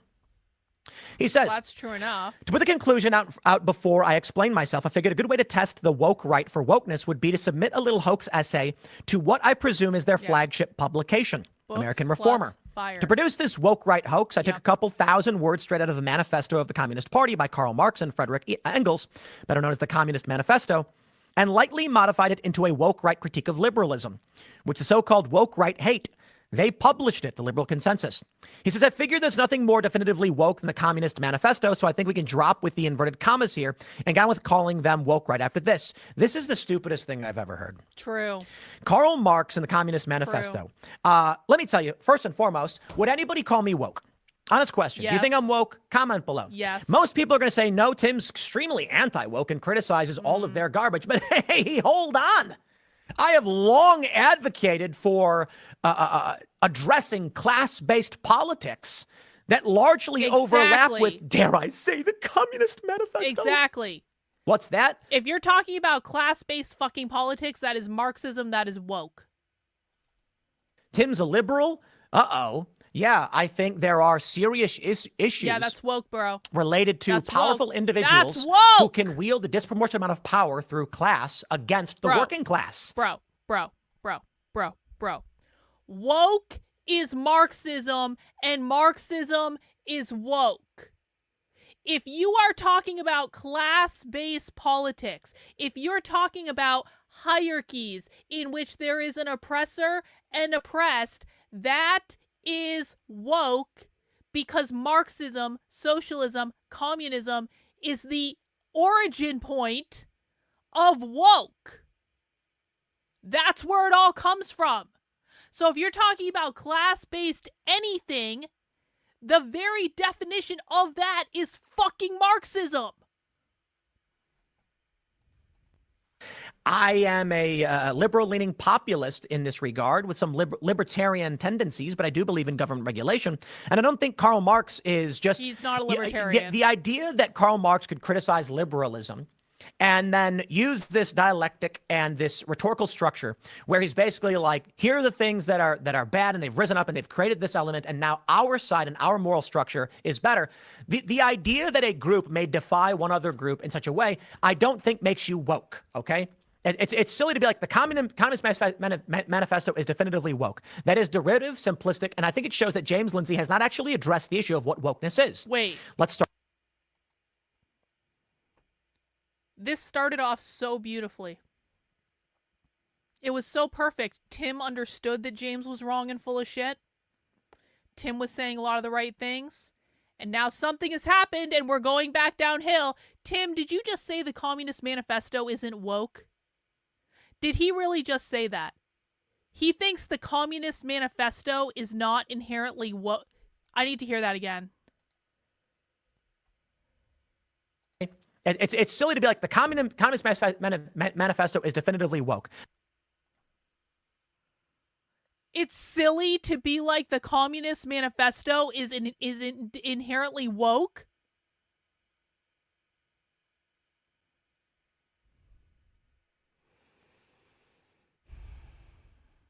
I have so many of these moments on the internet where I see hope in a content creator. And I get all excited. And especially when it's a content creator that I have been critical of in the past, and all of a sudden they start saying the right thing, and I'm like, are we changing our tune? Do we understand? Do we see? Have we woken up? Listen, man, there's nothing wrong with taking in new information and changing your mind and waking up and evolving your point of view. I am the absolute queen of taking in new information and changing my mind and evolving my point of view based on that new information and based on that thought process and that type of like discernment that you have to go through when you're taking in all of this crazy stuff from this world in which we live in. I had such hope for Tim when we started this video, and now he comes out with the Communist Manifesto is not inherently woke. Let's just, again, I need to, one more time. The idea that a group may defy one other group in such a way, I don't think makes you woke, okay? It's silly to be like the Communist Manifesto is definitively woke. It's silly to be like the Communist Manifesto is definitively woke.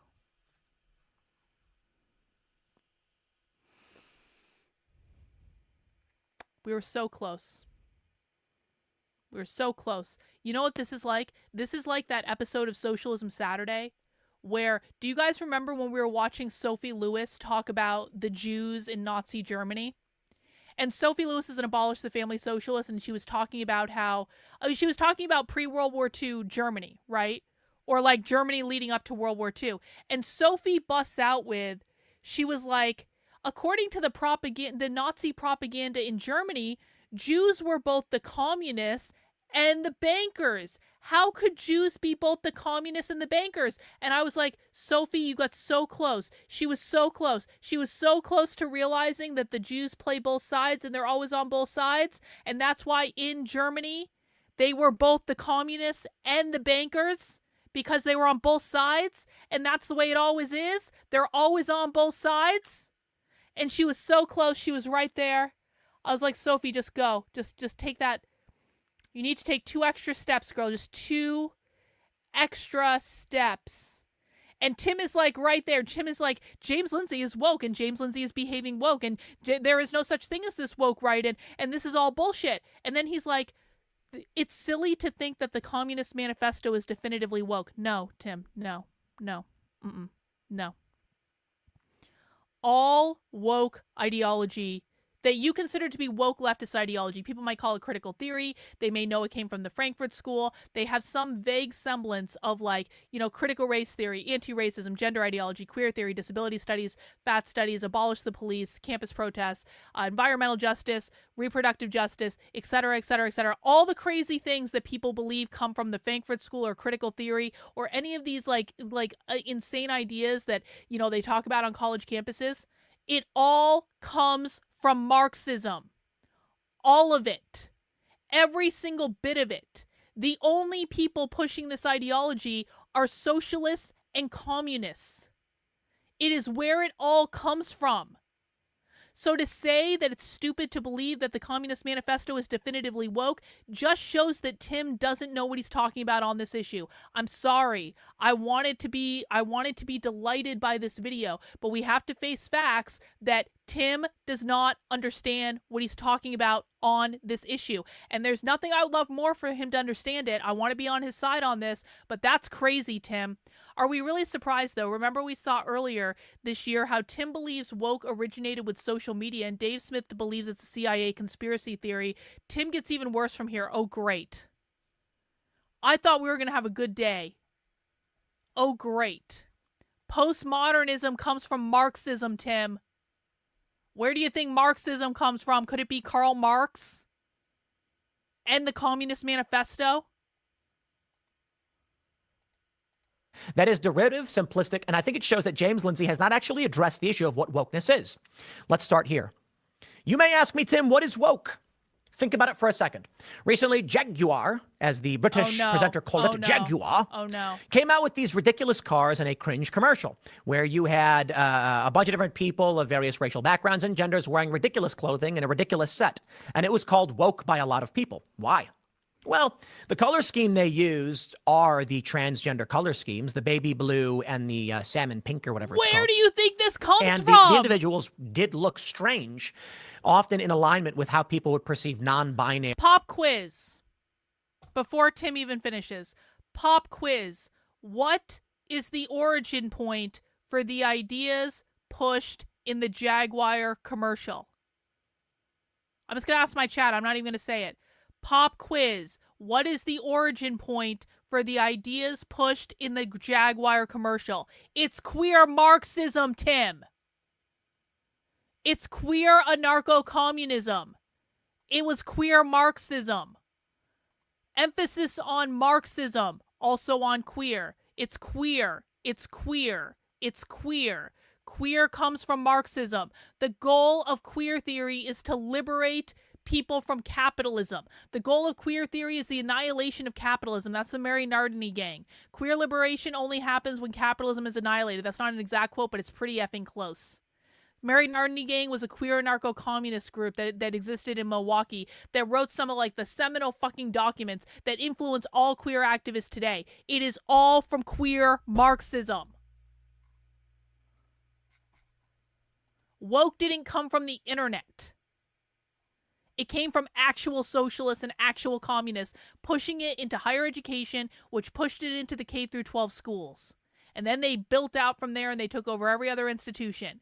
And it has still taken over higher education and it has taken over the K through 12 schools to this day. And Tim thinks it came from social media. Or trans or whatever. That's probably why people called it woke, despite the fact that there's nothing overtly political about it. It was just weird postmodernist art. Copy nothing. And people looked weird. So I don't necessarily think that was woke in my opinion, but a lot of people... He doesn't think the Jaguar commercial was woke? Bruh.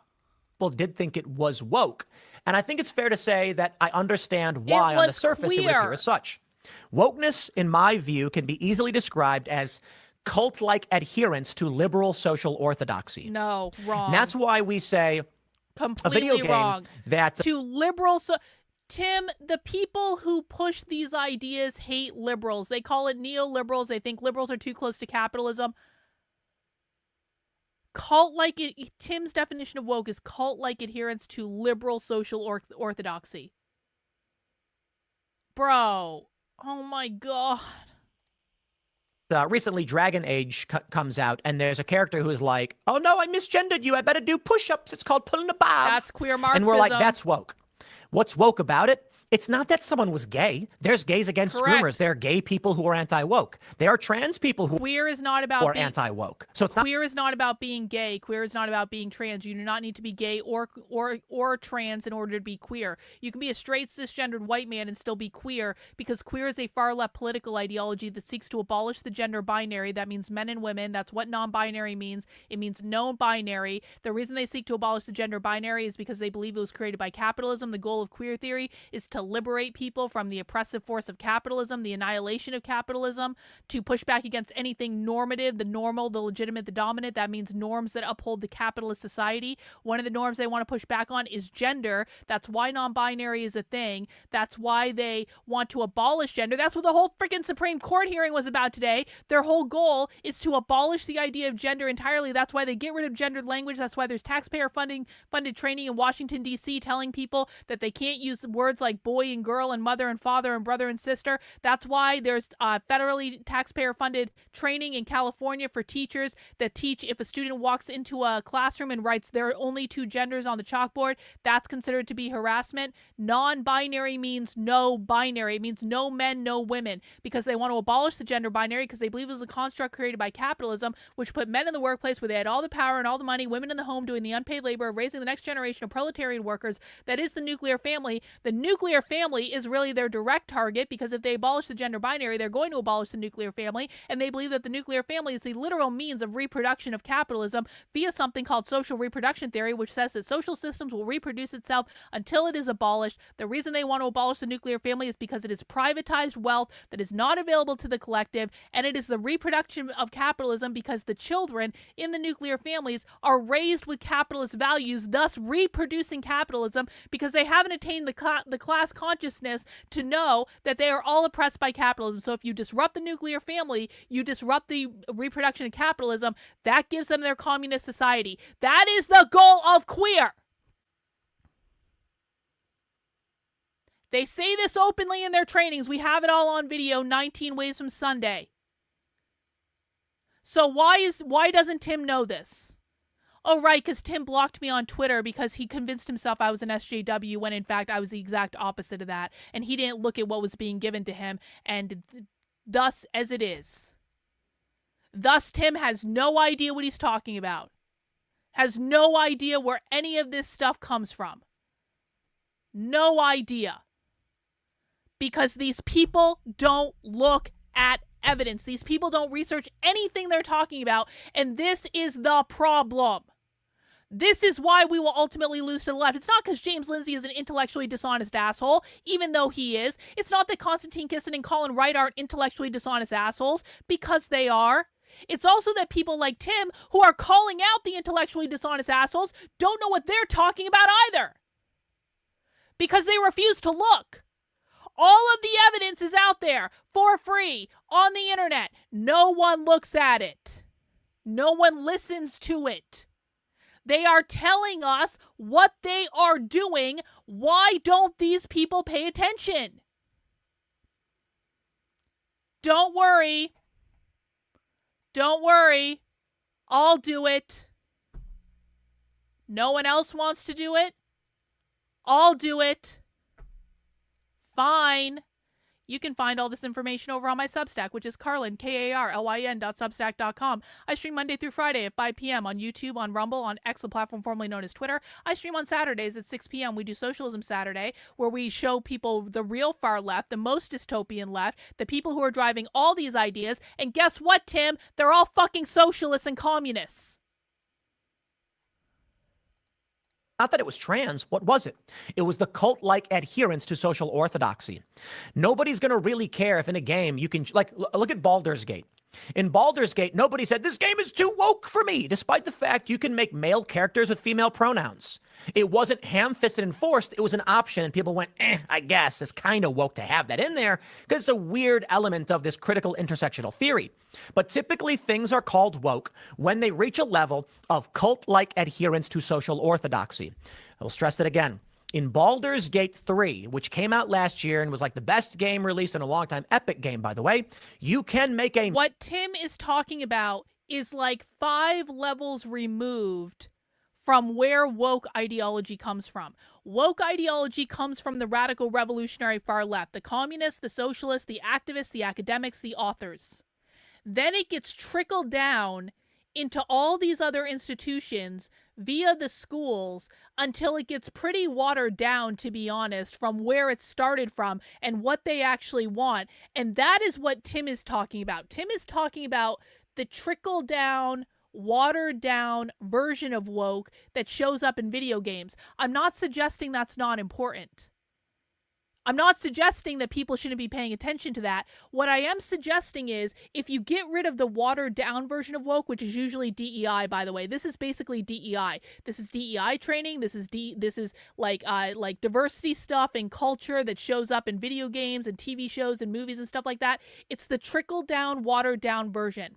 If you get rid of all DEI, that does nothing to root out the problem, because the real problem is up here. The problem up here is causing all the problems down here. If you get rid of all the problems down here, you still have the big problem up here. It doesn't go away just because you got rid of all the problems down here. Does everyone understand this?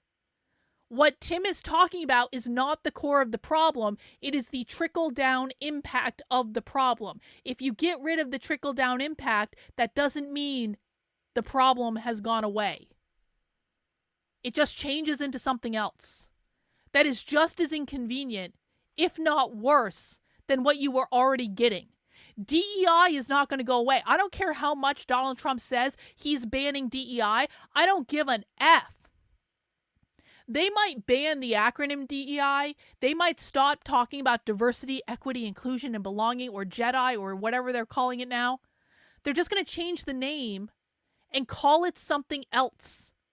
We know this because they've done it a million times before. When critical race theory started getting a bad reputation back in 2021, they changed it to culturally responsive teaching. They didn't even change the acronym.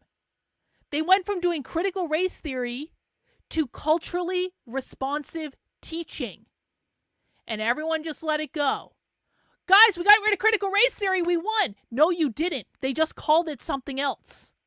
And they do this over and over and over and over and over again. They just change the name and they still do it anyway because you haven't fixed the root of the problem. You just got rid of the little trickle-down manifestation of the problem. Male character and give them a female voice and female pronouns. You, in fact, could make a male character. Well, I don't know if you call him male, but you could make a male. You could take a male body type, they'd called it, and give it female parts. And there was no decrying the game as overly woke. There was no big campaign. People weren't complaining because although those elements of trans and gender ideology existed within it, and we can say those are a component of wokeness to a certain degree, it wasn't forced into the game where they did this weird thing where like, I better do push-ups because I accidentally misgendered somebody. So here's why I say this is what woke means. It's because when you hear Ben Shapiro talk about something that is woke, when you take a look at Bud Light making Dylan Mulvaney this character, it is the injection of an unpopular ideology in an effort to look like you align with liberal social orthodoxy. We typically refer to that as wokeness. If someone said something like me personally, wrong. I've said, yeah, I'll use pronouns. I've not been called woke for that. I don't get accused of being woke because we had a drag queen on the culture war. And I said, you know, I'll be respectful. I'll use your pronouns. And then I say she, her for what is obviously a male person. Conservatives disagree, but they wouldn't call me woke. Why? Because I'm not going to lie to bend the knee in an effort to adhere to some idea of what it means to be a liberal so I can align with what liberals are supposed to be. The cult-like adherence to liberal social orthodoxy. That's why I say James Lindsay, Constantine Colin Wright, I would describe as woke right, if there was a woke right. They're individuals that desperately want to be called liberals to the point where they're attacking the non-existent specter of some Christian nationalist group, which doesn't really exist. Look, I get it. A magazine exists. But if they came out, like I said, went after snake charmers, people would be like, y'all are weird. But because they're people who were liberal and are terrified of being called conservative and desperately want to adhere to some liberal social order, they are the right hand of the left. Let me read more. So I'll stress this too. While no one's going to call me woke, I don't completely disagree with Karl Marx. I think critical theory in the class sense is not entirely wrong. I think his solutions are insane and you need more market solutions. This idea of to each according to their need makes no sense. But this idea that, let me put it this way. If I build up an industry to the point where if I work 1 hour, I make $100,000. That's a disproportionate amount of power that can disrupt the lives of working people in an extremely negative way.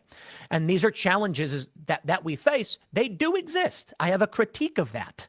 I am a fan of collective bargaining against employers. I'm fairly liberal in that regard. Steve Bannon, I agree with him when he says, tax these rich people. They're exploiting us. Look at the ultra wealthy dumping money into politics to subvert the will of the people. Look at what Matt Gaetz had to do with Kevin McCarthy and his $1 billion IOU scheme.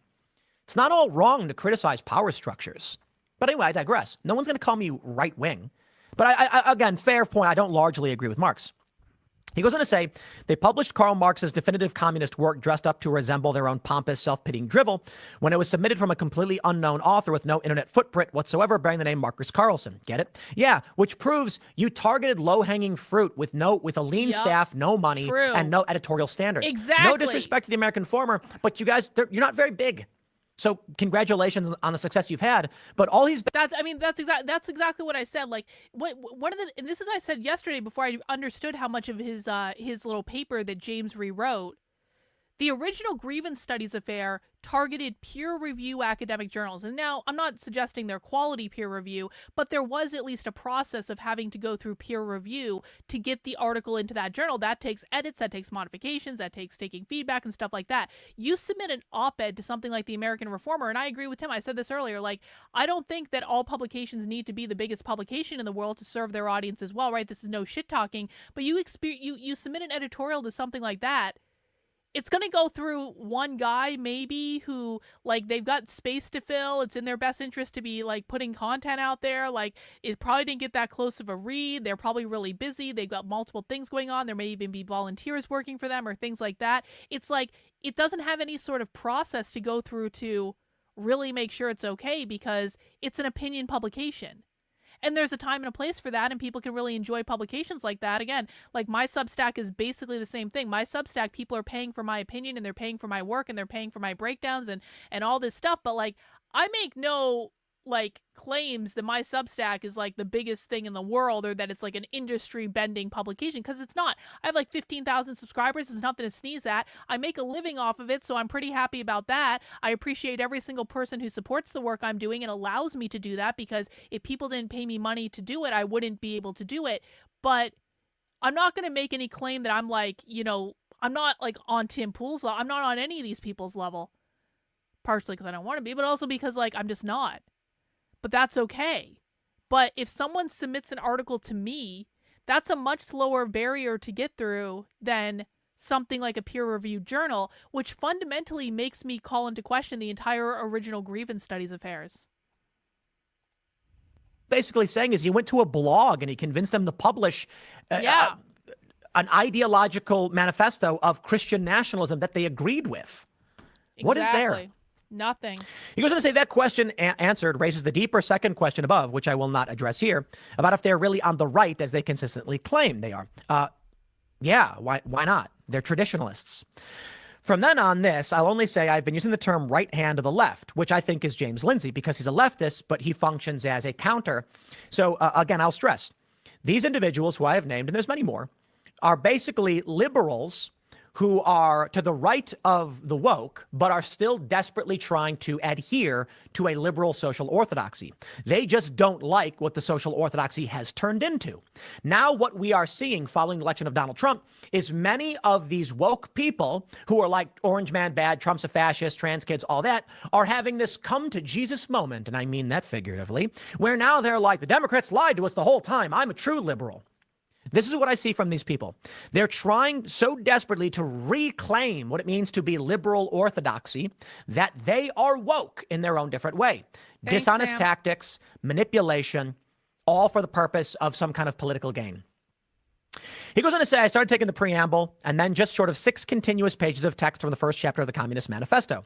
This chapter is titled Bourgeoisie and Proletarians, and it is part of the manifesto where Marx and Engels make the case that the bourgeoisie, middle class, owners, management, and wealthy, as a class is abusive to the proletariat, the workers, as a class in just about every way you could imagine. I then rather crudely swapped out references to the bourgeoisie with something to do with either liberalism, liberals, classical liberalism, and their real and mighty bugbear, the post-war liberal consensus. We call that the liberal economic order. That's actually what they call it in the CFR, which they believe oppresses them. Concurrently, I swapped out references to the proletariat with references to an object they call the new Christian right as a way of referring to themselves.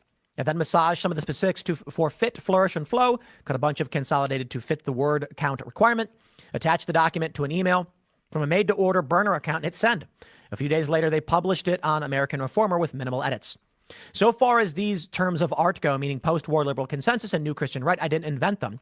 I took them from a couple articles published on American Reformer, aiming to describe their own movement, etc., etc. Now, following him being called out for it basically just being a completely different thing, I'll stress this. Let me pull up this here Communist Manifesto.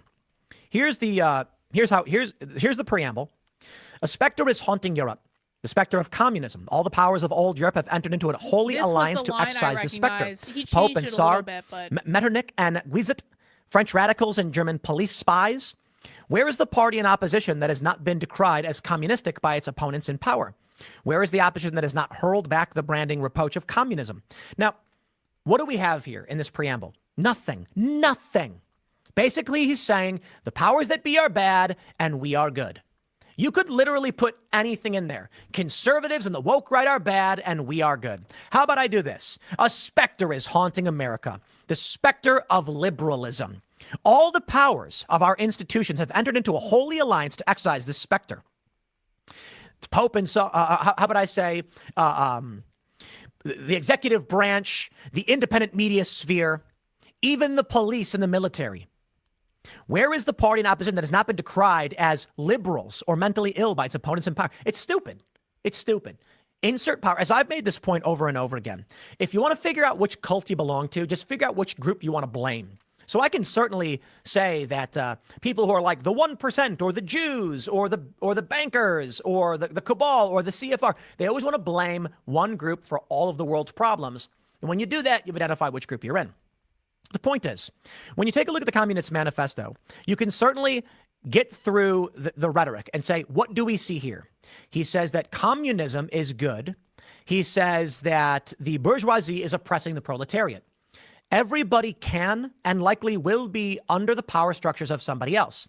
In a conversation I had with Cenk Uygur the other day, he pointed out sometimes you lose the vote. We wouldn't then say the majority oppresses the minority. I mean, you would to a certain degree, but that's why in the United States we have minority representation. Anyway, let's jump down. So basically, my point on this, when Cernovich says that he's not being honest, that's why, again, I say he's woke right. If I were to take what he did, a rising spirit is haunting America. The spirit of a true liberal majority.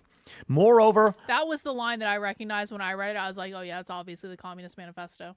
But like he did change it. I just recognized it because I've seen the Communist Manifesto so much. All the existing powers in the American regime since the end of the Second World War have aligned themselves against it. And its reemergence in the shadows of American civic life. I could insert anything I want into there. It's stupid. And then to claim that they published the Communist Manifesto is just to say that sometimes people have moral ideologies. Let me break down why I would say that James Lindsay is, when I say that he would be described as right wing, and people like me as well. Take, for example, and this is an understanding of collectivism and moral ideology.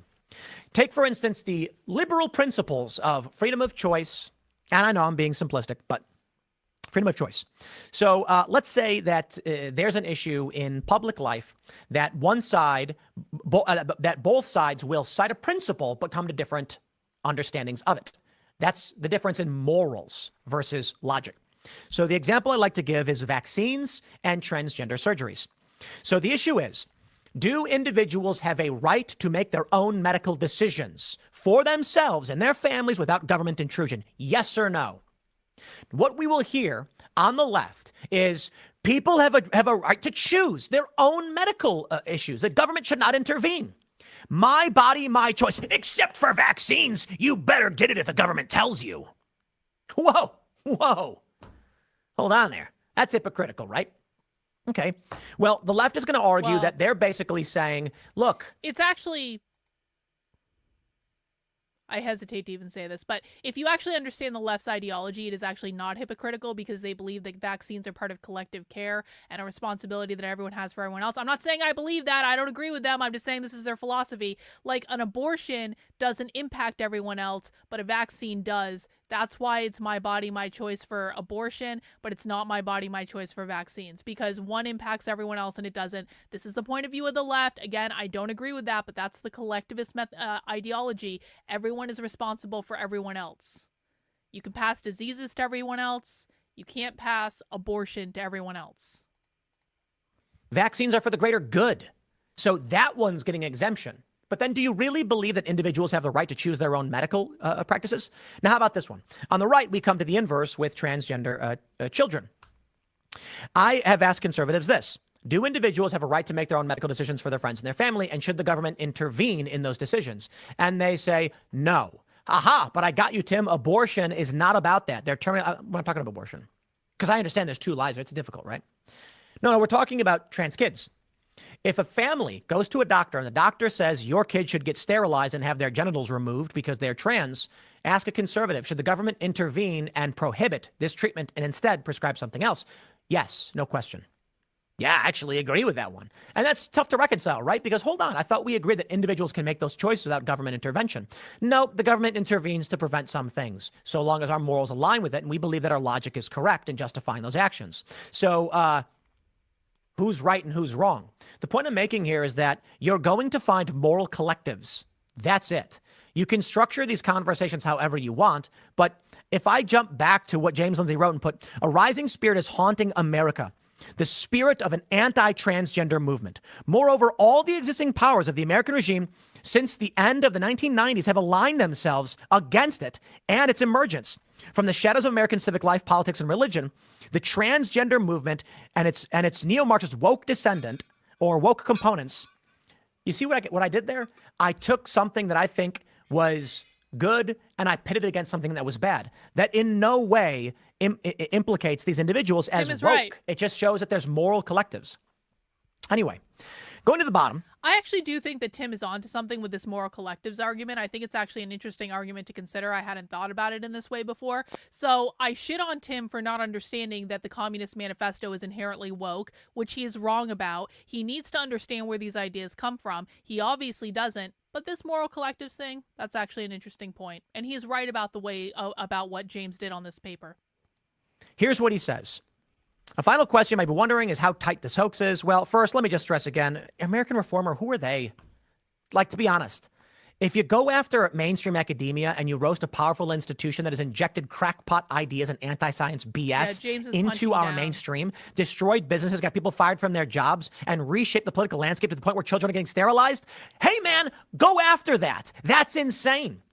If a Christian right-wing nationalist group rose up and was smashing windows and firebombing the White House and forcing women to wear bonnets and red gowns, by all means, let's critique it.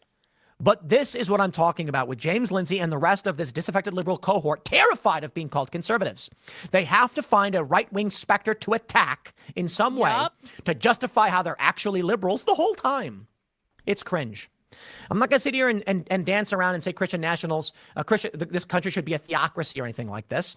But I have no problem sitting down with Christians and saying, here's where I agree with your ideas. I also have no problem sitting down with actual critical theorists and talking about class-based oppression and these issues where I agree with them. Because Tim is a socialist. Anyway, this is what he compares. A couple of paragraphs that are comparable rhetoric. That's it. Well, the American Reformer put an editor's note. And this is where I'll wrap things up because I could go on with this subject for forever. The following article was written by James Lindsay, who as an avowed atheist, is not eligible for publication in American Reformer. However, Mr. Lindsay originally submitted the article under the name Marcus Carlson. Lindsay used a passage of Karl Marx's Communist Manifesto, stripping out its ideological substance, but retaining its powerful rhetorical structure. This was intended as a hoax, but is seemingly poorly conceived.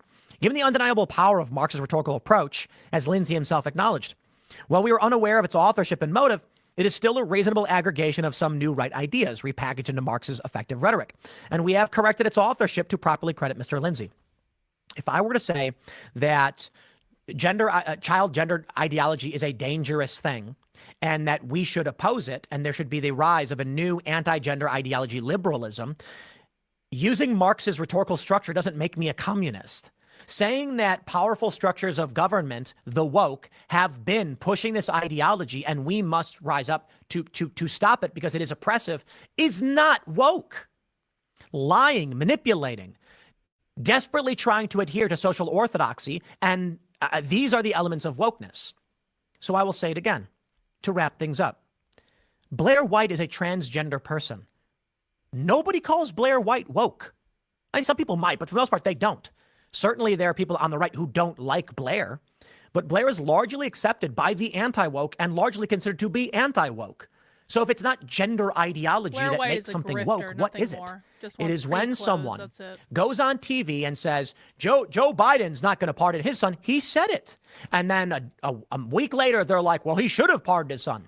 It's when they are willing to say whatever they have to say to adhere to a fractured and disparate social orthodoxy, of which critical theory, gender ideology, and race theory are large components.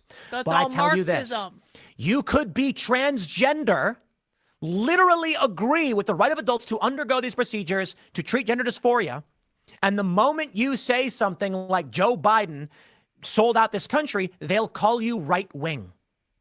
So clearly wokeness more often aligns with a strange social orthodoxy. If you are someone who simply looks on the surface and doesn't seek to investigate what the ideas are behind this, you're going to end up saying something like the Communist Manifesto as well. Yes, Tim. If you are someone that only exists on the surface and doesn't take the time to investigate where these ideas come from, you're going to say stupid things.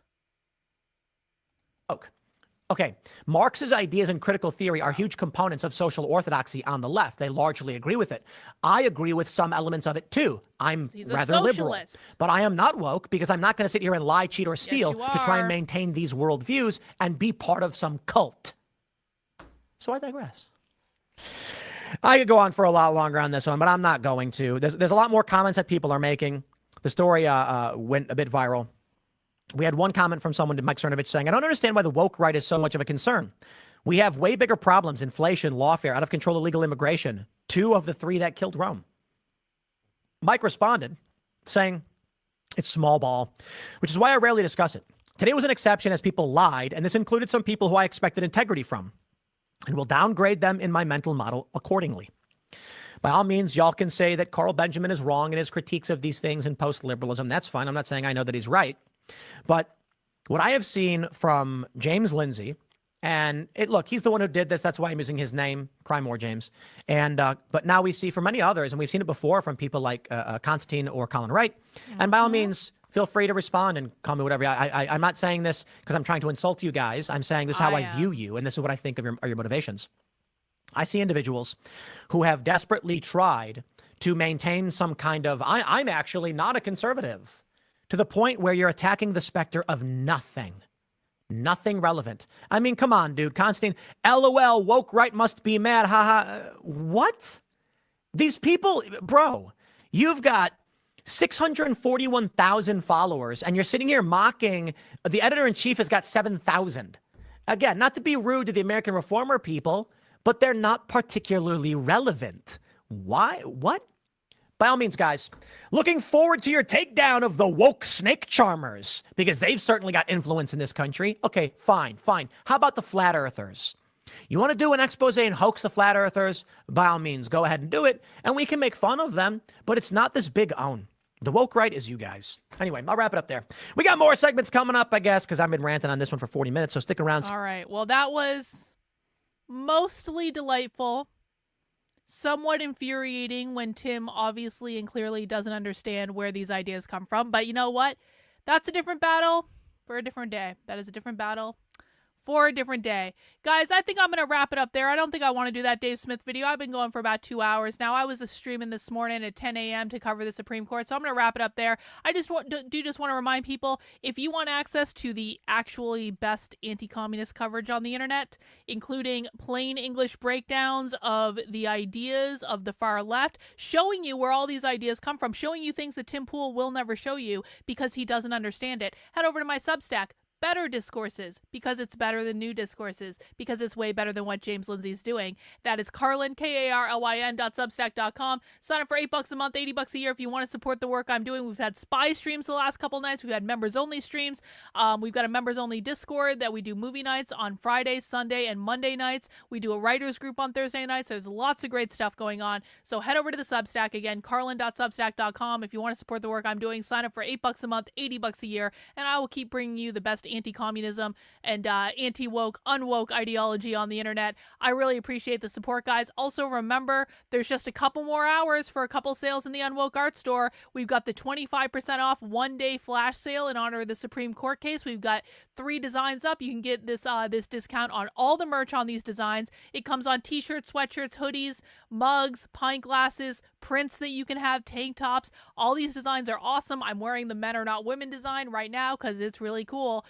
We've also got gender is binary, gender is not queer. Also, the Trump merch, everything with one of the Trump designs on it, including the wrapping paper, is also 25% off.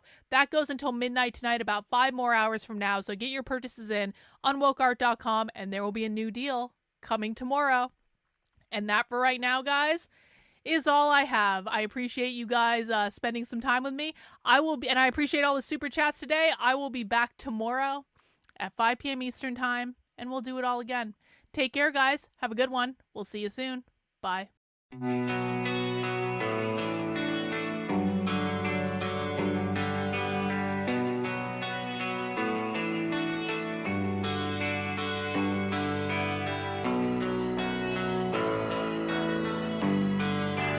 How are you feeling? How long have you been here? 3 months, May 17th. And what brought you? That's difficult to answer.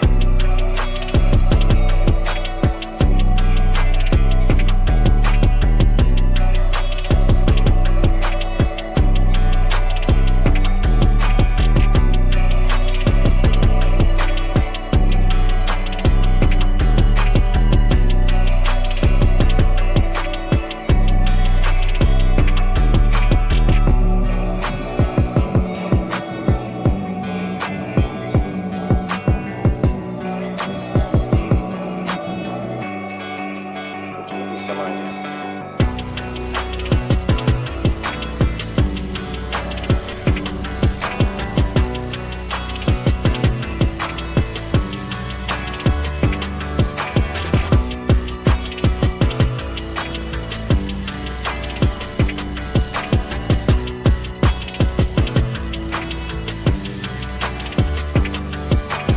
I am not completely like other people. What do you mean by that?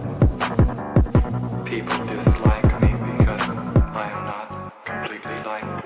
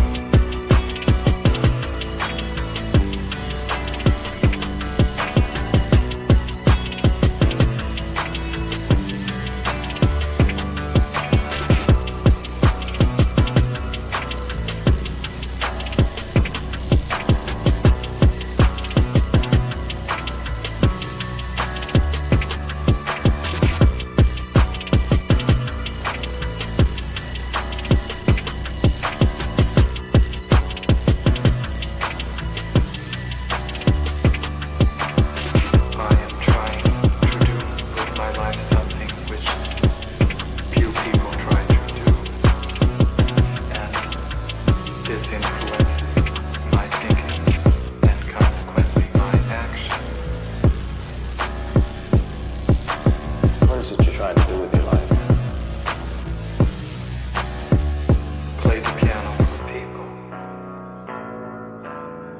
I'm not clear. How is it that playing the piano for people has eventually resulted in your being here in the hospital?